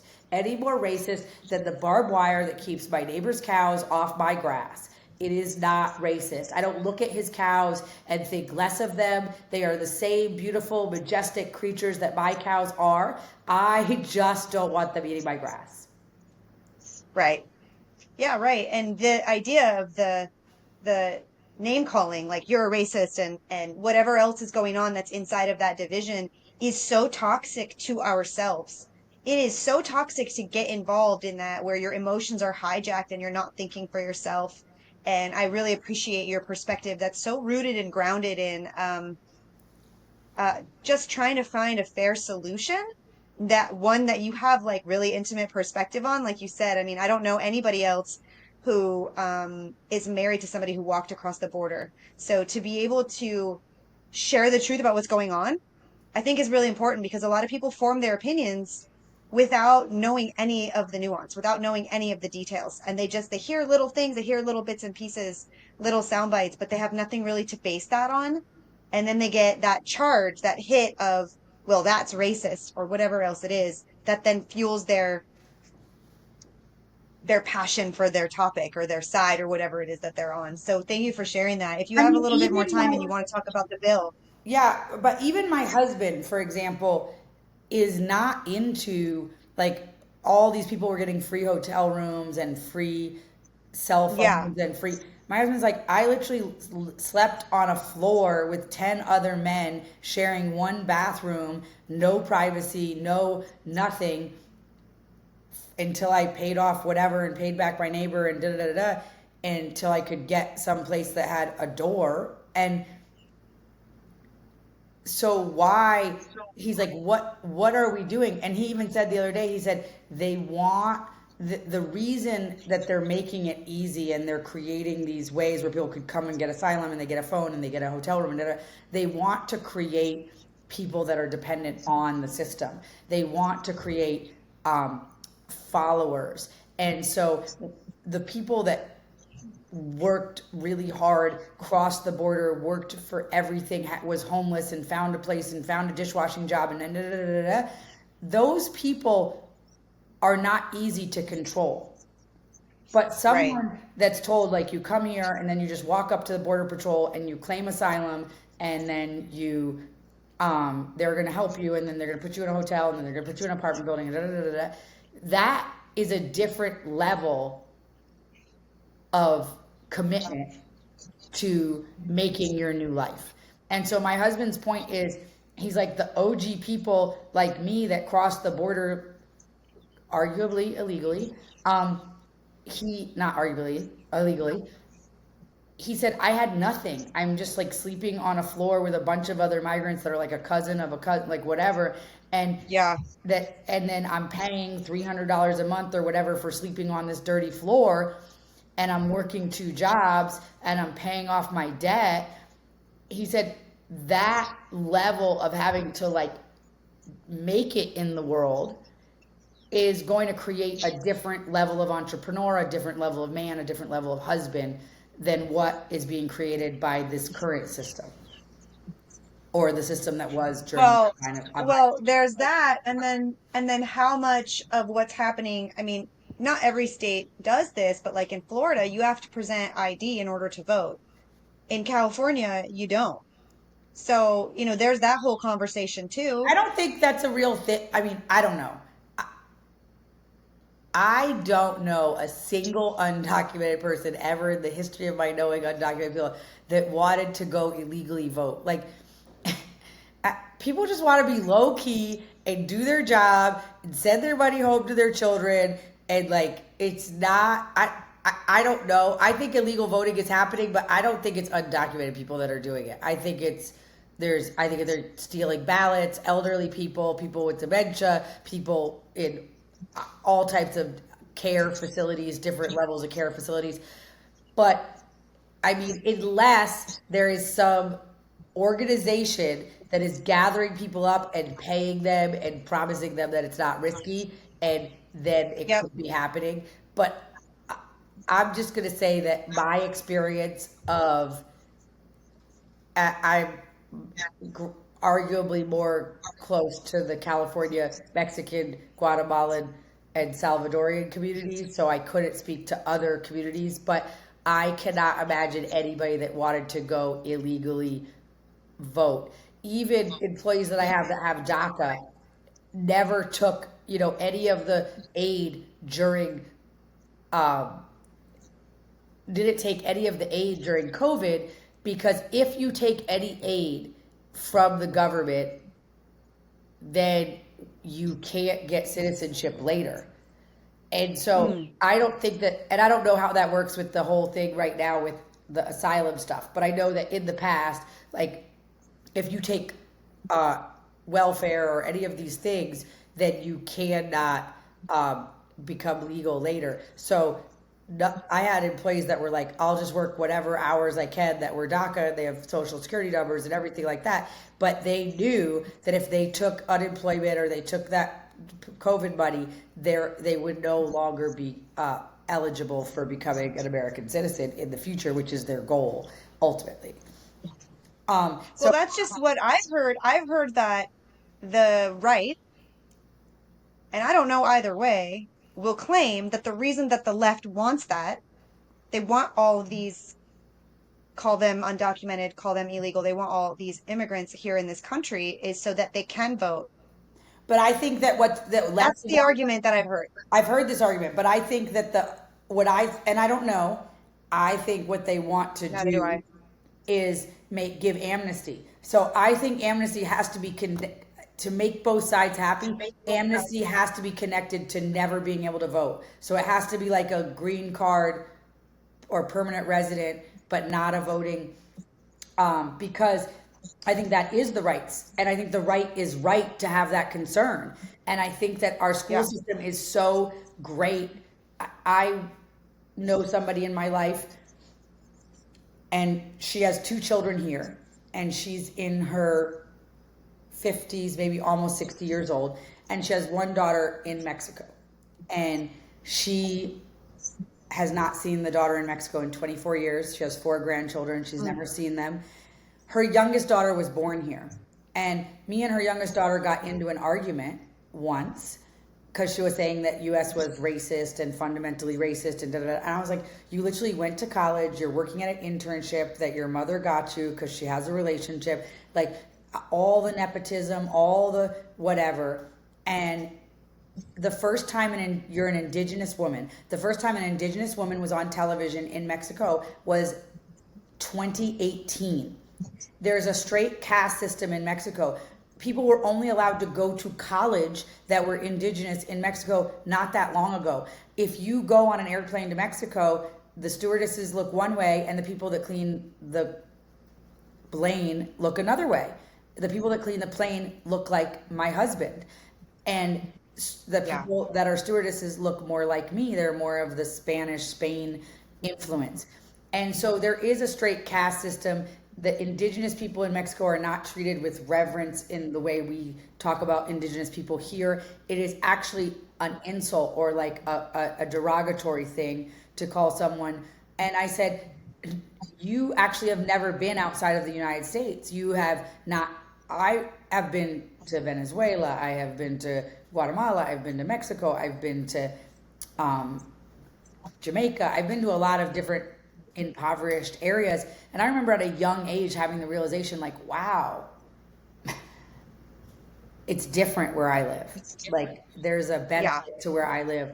And I don't think that people that grew up here have that. And so the right is right to think that this very conservative mother, Catholic, everything's daughter that was educated here has a totally different view than her mother and will 100%, and she's legal and she was born here, so she 100% is voting on those party lines on the left. And so what I would say is that whatever kind of amnesty, if there is some given, and I saw that Trump is talking about that, I think it must be without voting rights. And I think that we can argue what happened to California is Reagan did the right thing and gave amnesty, and it shifted the politics in California forever. Was the it turned into a blue state. And so and the outcomes there haven't been good, by the way, as a result. The outcomes have not been good. No, it has not been good. And so, but what I'm saying is, we can't just say like that's racist for the right to say that they don't want immigrants replacing American voters. I also want to say, and nobody talks about this that much, but part of what makes America great is the fire in our gut, in our willingness to go out in the streets and protest, in our willingness to stand up, in our willingness to speak the truth, in our willingness to say that freedom of speech is essential. Culturally, that doesn't exist everywhere in the world. And so we do want people to, this multiculturalism where we're saying we don't want anybody to assimilate, we want to keep everybody's cultures intact. I say no.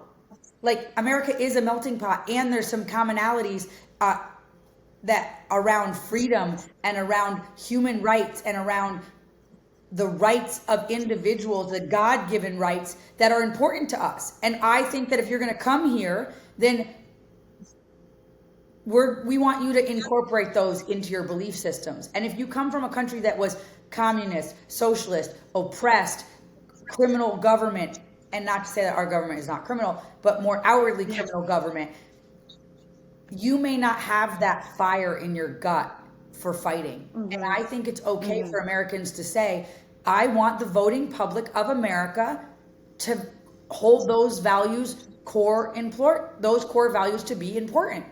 And so I don't think by saying my multiculturalism does shift the way the demographics of this country are and the way the fundamental things that Americans think are important. It's not racism. And I used to hear it and I used to think like, that is so racist. And but Yeah, it's not. I know. It's literally not. Like we can't. So I have a farm and we have a culture here on the farm. There's 22 of us that live here.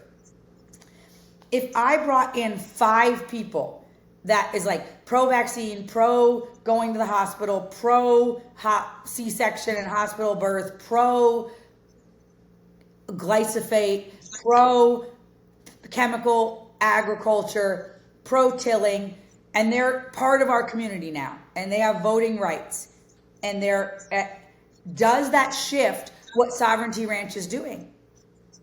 Absolutely. If we take in a Yes. 25% totally different ideas about what's important. So I think it's Yes. okay to say the experiment of America, and I mean those foundational things written in those foundational documents, the Declaration of Independence and our Constitution. I think it's the greatest experiment that's ever happened. And did we go awry in 1913? Did we go awry in multiple places? Yes. But going back to those fundamental core values, I'm not ready to give up on that experiment.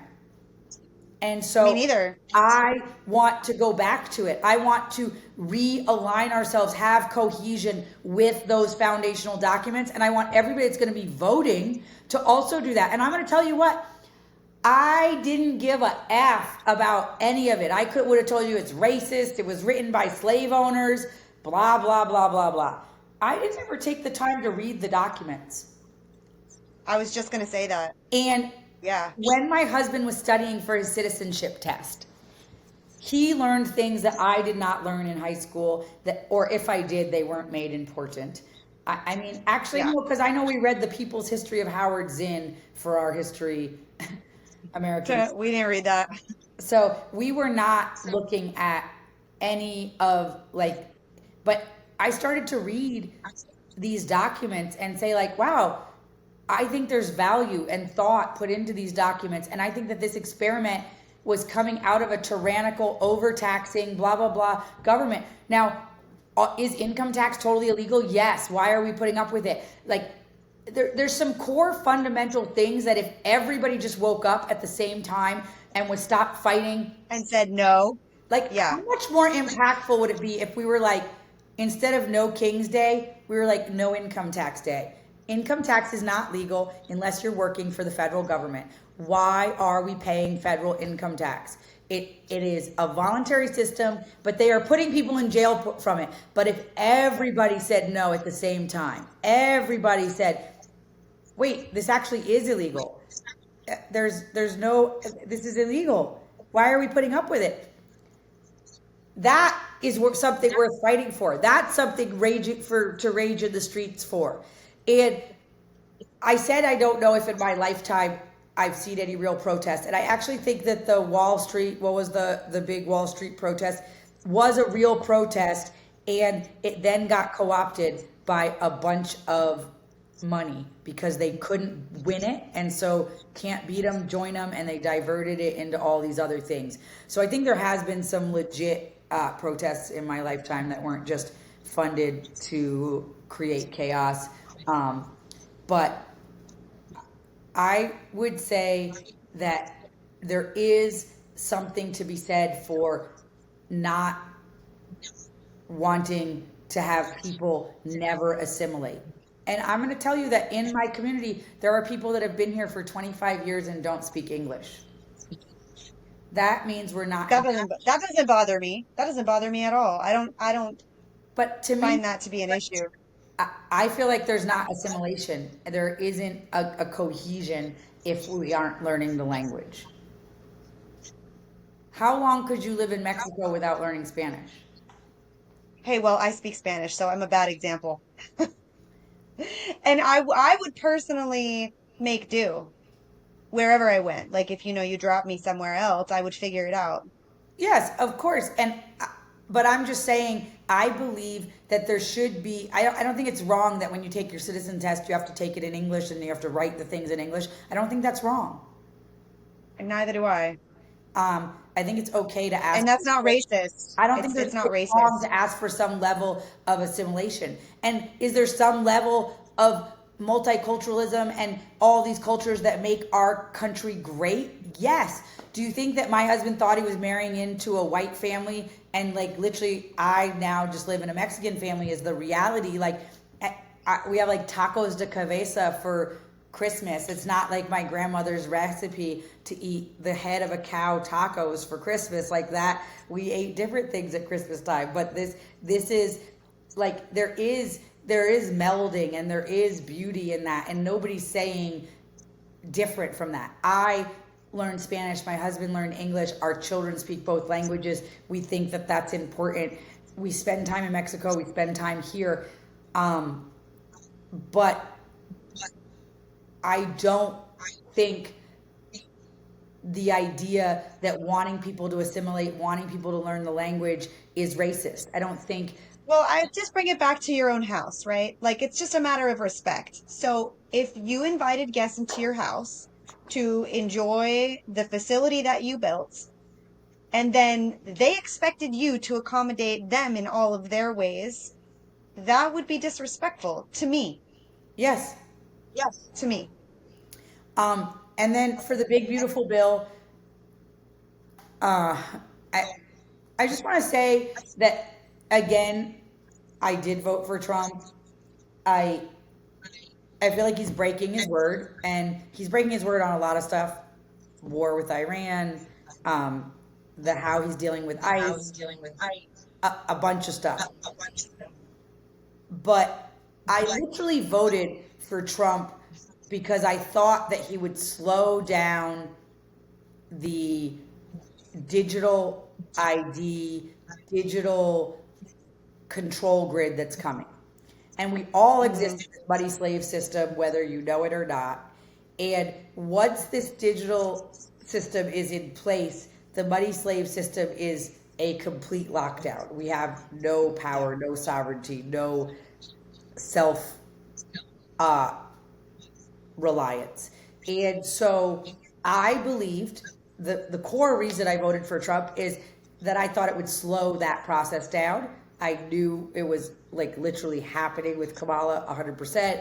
They've been proving it through all of COVID. They don't care. They want a digital ID. They want a vaccine passport. They want, and all of this is under the guise of COVID and blah, blah, blah, just like Yeah, yeah.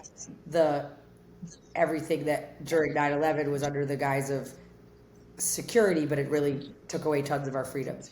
So I believed that. And so when I see in the big beautiful bill that no AI, no states can fight any AI for 10 years, no laws can be passed about AI surveillance, AI systems, AI monitoring, and blah, blah, blah.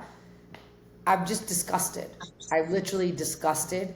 Yeah. And it's just obvious to me that there isn't two sides. It's two wings of the same bird.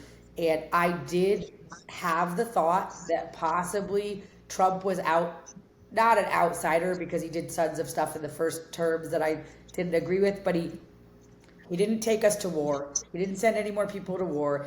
I just Hmm. really was on that he's an anti-war president and he's for states' rights. Those were the two things Yeah. that I literally voted for Trump on.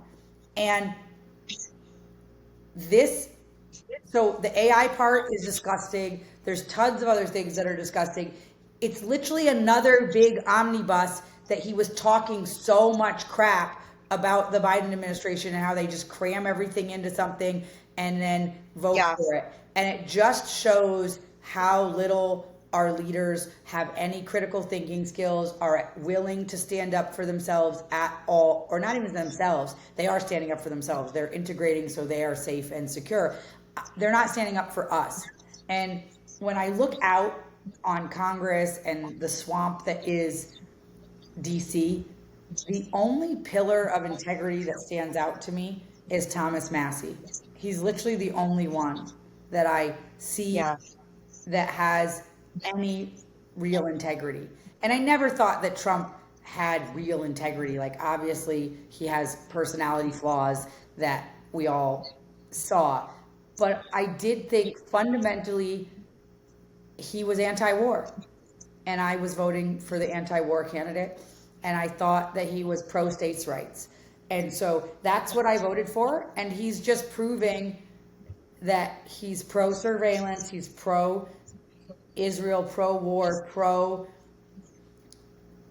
us having a digital ID. He just said CBDCs are a beautiful thing. Like, I'm just clear that he's just as much um, controlled by the powers that be as anybody else is. And I had hoped that because there was so much resistance to him from the media, from everything, I had really hoped that that meant that he was actually different. But maybe it was just even a greater psyop that like had us put our guards down a little bit, and we thought like if Trump gets in, it's going to slow down the process and we don't have to be building these systems, and there's going to, and so That's what I thought. I think that we were all waking up and we were like, we need to create these alternative systems, we need to do stuff differently. And then some of us took our foot off the gas and said, oh, thank God that Trump is getting in, it's going to be better now. And we took our foot off the gas. And I would say that I didn't do that. I'm still creating alternative systems, I'm still committed to all of that, and I have been the whole time. But I did go out and I did take my time and vote for Trump because I thought that it would slow down what was coming. And it's clear to me that he's fast tracking what's coming. And, one of my big beefs with Trump in the first administration was his rollout of the vaccines. And so I guess that I should have known that what's really important to the puppet masters, he follows. And maybe things that are less important to the puppet masters, he's willing to stand up and look like a maverick. But he's not a maverick. He's clearly controlled by Israel. He's clearly controlled by the powers that be that want us in this monetary slave system. He's promoting CBDCs. And it's not even just the big beautiful bill. I mean, he, like, the second day in office, he brought up like a gene therapy like vaccine company and said that's the most important work that's going on. Like, really, you just got elected by a coalition of mothers that came to you because of Robert F. Kennedy, and now you're putting up pharmaceutical companies as, like, the second day you're in office, you're having a press conference with this guy talking about nanotechnology and gene therapy. Like, what is going on? So it was very clear to me from day 1 or 2 that he's controlled by the same puppet masters, at least for what it matters. And I'm not even sure that Robert F. Kennedy is not. And it's really sad. It seems like there's pressure on him, and it's unclear how, but it definitely seems that way. And he's someone who we know in real life. My brother's friends with him. I think he's a great guy. I think we recorded one of his ads here on the ranch. My brother quit Kiss the Ground and his organization to work for him. And it's just another thing where I had a lot of faith. But what I will say about RFK, different than Trump, is that there are things moving in the right direction around Baja. And it's not what I would want. It's not as extreme as I would want it to be. But we've never had at this level talking about the safety of vaccines, the safety of our food, chemicals in our food, birth rates. Like, so I think that I'm grateful for those conversations being out there, and I would say that at least he's keeping his word in those ways, that these conversations are happening. I see at like the very basic level here in Bandera, Texas, that like super regular working folks that are conservative are asking questions about seed oils, are asking questions about sourdough bread, are asking questions about their diabetes and how can eating this way help. And so I want to say that I believe there is an awakening happening in the health world due to RFK's involvement with Trump. And so I am less disappointed in RFK, But I just don't know why is he like tweeting about Israel? Like, I just don't get it. Like, just stick to what you're doing. Like, Yeah, it's yeah. not necessary. It's literally not necessary. Yeah, the Israel thing is definitely like if you're paying really close attention, you see that so much. It's it's definitely a thing, right? It's why do all roads lead back there all the time in every conversation? You know I, what I mean? we just had Confluence, and I had Ian Carroll on the podcast, and I mean not on the podcast, on the event, and I started getting calls as soon as we announced that he was doing a talk at Confluence, demanding that I take it, I deplatform him, I don't take him as a speaker. And I'm like, literally, we're at like a 750 person event. Like he has 150,000 followers. He's about to replace Candace for maternity leave. I'm not platforming somebody that doesn't already have a platform. Like I don't, me not letting him speak Yeah, is going to do you any good. yeah. Getting multiple phone calls from all over the country saying that I'm anti-Semitic, and I'm literally like, I, I'm I'm a free speech maximalist. I think that everybody deserves to have their voices be heard, even if we don't like what they're saying, without the willingness to hear what people have to say, even if it's repugnant and disgusting, then we risk the risk of people not being able to know what's actually happening in the world. So, and point me Yeah. to where he was anti Semitic, because we have conflated two things. Being critical of the government of Israel does not make you anti Semitic. Being critical of the USA doesn't make you anti America, like you hate Americans and you're a terrible person. Literally, people are in the streets screaming at our own government, and that's totally okay. But if you say Yeah. Yeah. Well, the Israeli people and Judaism is are totally different things, separate from totally different things. And then so is the Israeli government. Like those totally things are separate. all different.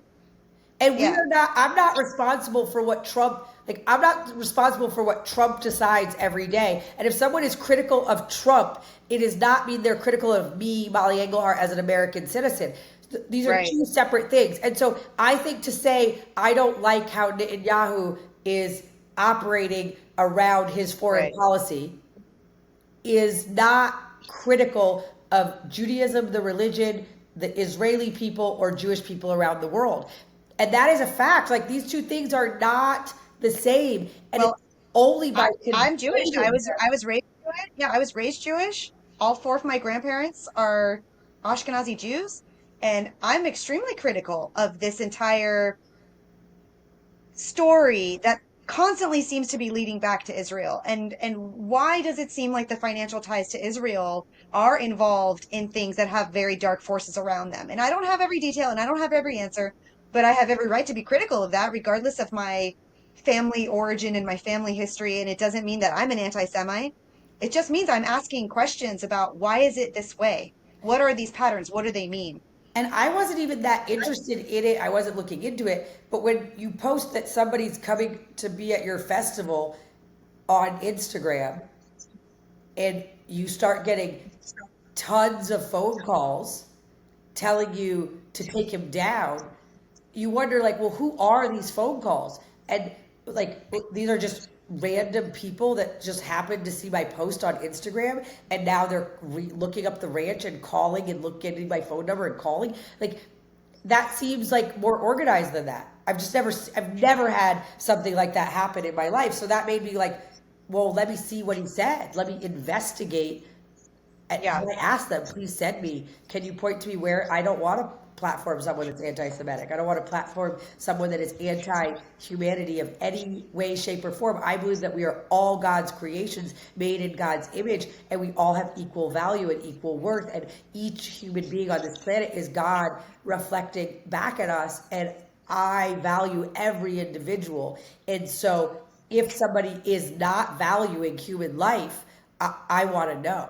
And so I asked people to send me, and they never could send me anything that showed him saying something that was anti-Semitic. And so that's what got my mind starting to look into and researching things because that seemed weird to me. Did you see the podcast with Cash Patel and Joe Rogan. I saw parts of it on Instagram. I did not see the whole thing. So I agree with everything that you said about the administration and some of the things that uh, feel like they were, you know, false promises. I didn't like the podcast. He swore up and down that Epstein killed himself. He seemed disingenuous. Obviously, I don't know him, He also but said that it if there was evidence, he would release it, and it's clear that there's evidence, and they haven't released it. yeah. So something seemed off about that. But the whole thing, something seemed off about it. It seemed like some kind of like PR cover up. But the one thing that he did say is like change takes time and give us time. And so I'm going to remain as optimistic as I can.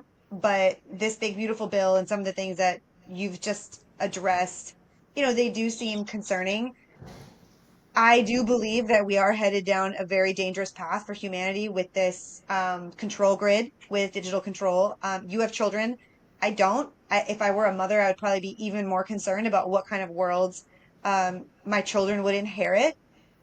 What would you say everybody should be thinking about and doing for their health, for their families? Like, what would you say is the most important thing as we take into consideration where we are right now as a country? Like, what's most important? Like, what do you think that if you could give advice to people, like to prevent things from getting worse, what do you think people should do? Pray. Um, No pressure. I'd say pray and reconnect yourself to the whole. We should be rushing to be with nature, not with the machine. And in nature, we can worship in many different ways. And I don't want anybody to be like, she's a pagan, whatever. I don't know. I, but in nature, God is present everywhere. And in us, God is present, obviously. But there's something about being in nature that has us recognize what's important. And there's something about being in prayer. And we don't have to fix it all because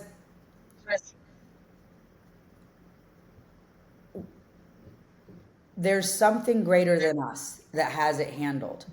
And we don't need to save the environment. We don't need to save the planet. We don't need to save humanity.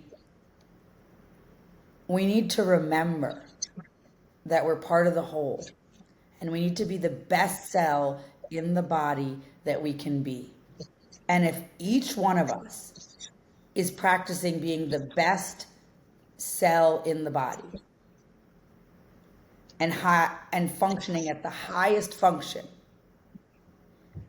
for the whole, then I believe that a cataclysmic shift is possible. But when we compromise, do things that are out of integrity for us, slide on our own integrity, and justify that, then we are part of the problem. But when we speak up, stay true, be vulnerable, share our most authentic versions of ourselves with our most loved ones and the public, then we are creating the ripple effect of the new world. I couldn't agree more. I'm so glad that you went there with that. This is everything that I stand for and why I think that your voice is so powerful because we can talk about all of these things that are happening. We can talk about the food that we eat and the soil and the politics and the We immigration, didn't but it even talk really always about just soil. comes back to that. Yeah, we didn't even really talk about it that much. I mean, you mentioned a couple other things like casually, like home birth and hospital birth, and there's so many of these different things that you can drill into and unpack and talk about which is the right way, which is the wrong way, which has more risk, which whatever, right? But at the end of the day, it really all comes back down to what you just said. in my opinion, I completely agree with you, and it's such an honor to know you, and to have you here to share your heart with everybody. I think that your voice is really powerful. I'm really grateful that you're using it. I think we need more people like you talking about these things, at any level that they possibly can, whether it's with their families, whether it's on social media, like any way that they possibly can. I think because there are a lot of us that feel this way, and the more of us that show up and speak up and stand up for what is real and what is true and what is holy and sacred and divine, and that is obviously so apparent in nature. I think that that is the best chance that we have of having a healthy civilization and a healthy future. You told me before we started recording that you're coming out with a book, which I think is really awesome. I'm so happy because what did you say the title was? Can you tell us again? Debunked by nature. Yes, this is everything. So, where can people find it? How can they support it? And Um, just like a little bit about it. So it's basically my journey through recognizing all the untruths that I believed through my view of farming and nature and motherhood, and just realizing that when I was doing the most primal and basic things as a mammal, as a human, so many of the lies I had been told fell away, that I shed them. And so it's called Debunked by Nature because nature basically debunked all of these American modern woke constructs that I had held to be truths.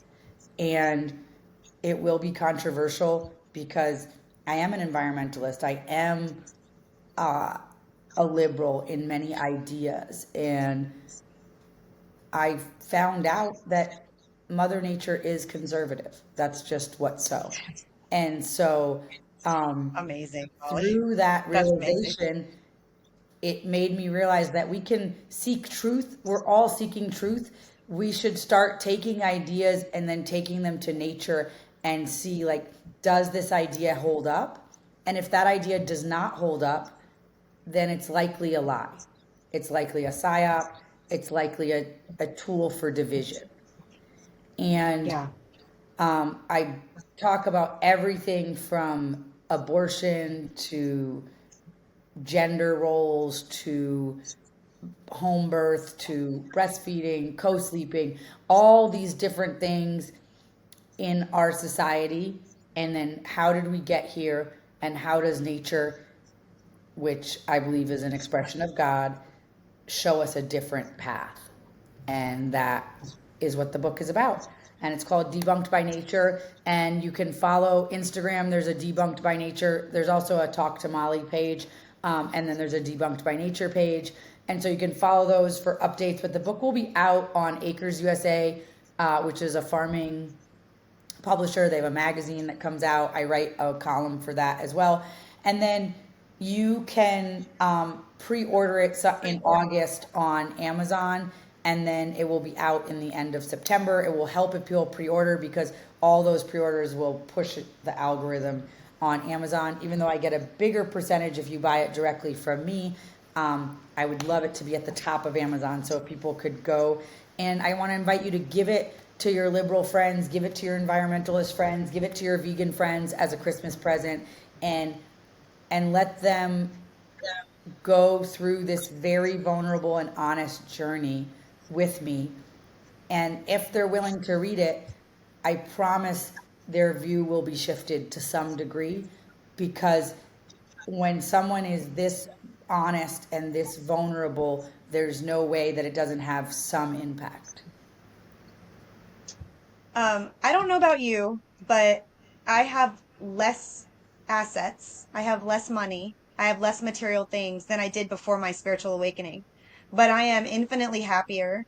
I feel aligned with God, with source, with purpose, um, and with love. And I think the abundance will come back, and I have faith about that. But even though I don't have as much money, I feel rich, and I feel rich in a totally different way. And the vulnerability that you share and the leadership that you share around that process, I think is one of the most important things happening right now. So I just want to thank you so much for your voice. I literally cannot say it enough. I've like girl crushing on Molly because I think the way that you show up is is really inspiring and impressive. And you're a badass. And I'm going to get your book. And I want to come out to the ranch. I don't know when or how I'll make that happen, but I want to get out there. I want to see it. And I want to support it too. I need to order some products from you for our kitchen here, because you know we're always doing that and ordering direct from farmers. So I need to make sure I make that happen really soon. So for people to find you, you said where they can find the book. Your Instagram, is that the best place for them to find you directly? Yeah, The you can website, go I'll to put the all that in the notes. Sovereignty Ranch website. There's a Sovereignty Ranch Instagram. My restaurant on the ranch is Eat at the Barn is the Instagram. The restaurant is called The Barn. And then talk to Molly. And then yeah, just go to our website, sovereigntyranch.com. You can book accommodations. You can order food. We have an apothecary, so we make tinctures and herbal stuff. I make tallow face balm if you want your 47-year-old face to look like my 47-year-old face. I have all different products on there that you can order, and I, would be honored by any support that people have to give. And of course, yes, please buy my book. And if you don't have money, just elevating our stories, reposting, sharing what we're doing at the barn, at the ranch, and on my Instagram also helps other people drive traffic. So any way that you could support us, whether with your voice or with your dollars, it will be greatly appreciated. I humbly request support. I didn't expect to be starting over at this age. I didn't expect to be struggling like this at this age.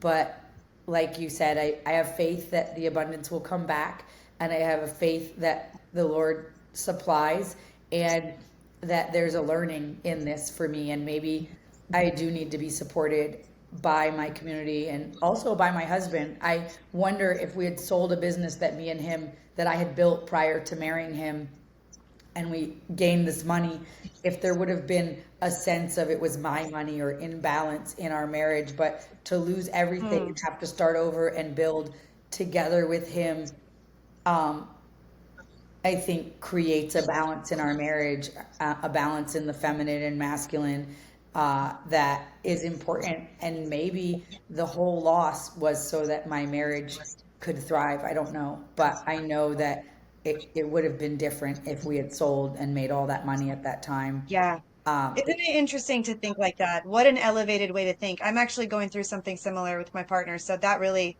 hits home for me. So thank you for that perspective. yeah. So I humbly ask for everybody's support. I'm not good at that. I'm not good at asking for people to help me out. But my family and my husband and all of us that live here on the ranch could use everybody's support. Think of us as a place to go on vacation, weddings, quinceañeras, birthday parties, family reunions. We have 40 beds of hospitality.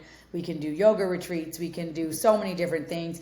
And how often can you have highly experienced chefs cooking food right from the land that you're on, uh, and stay in organic cotton sheets with no air fresheners, no chemicals, no nothing.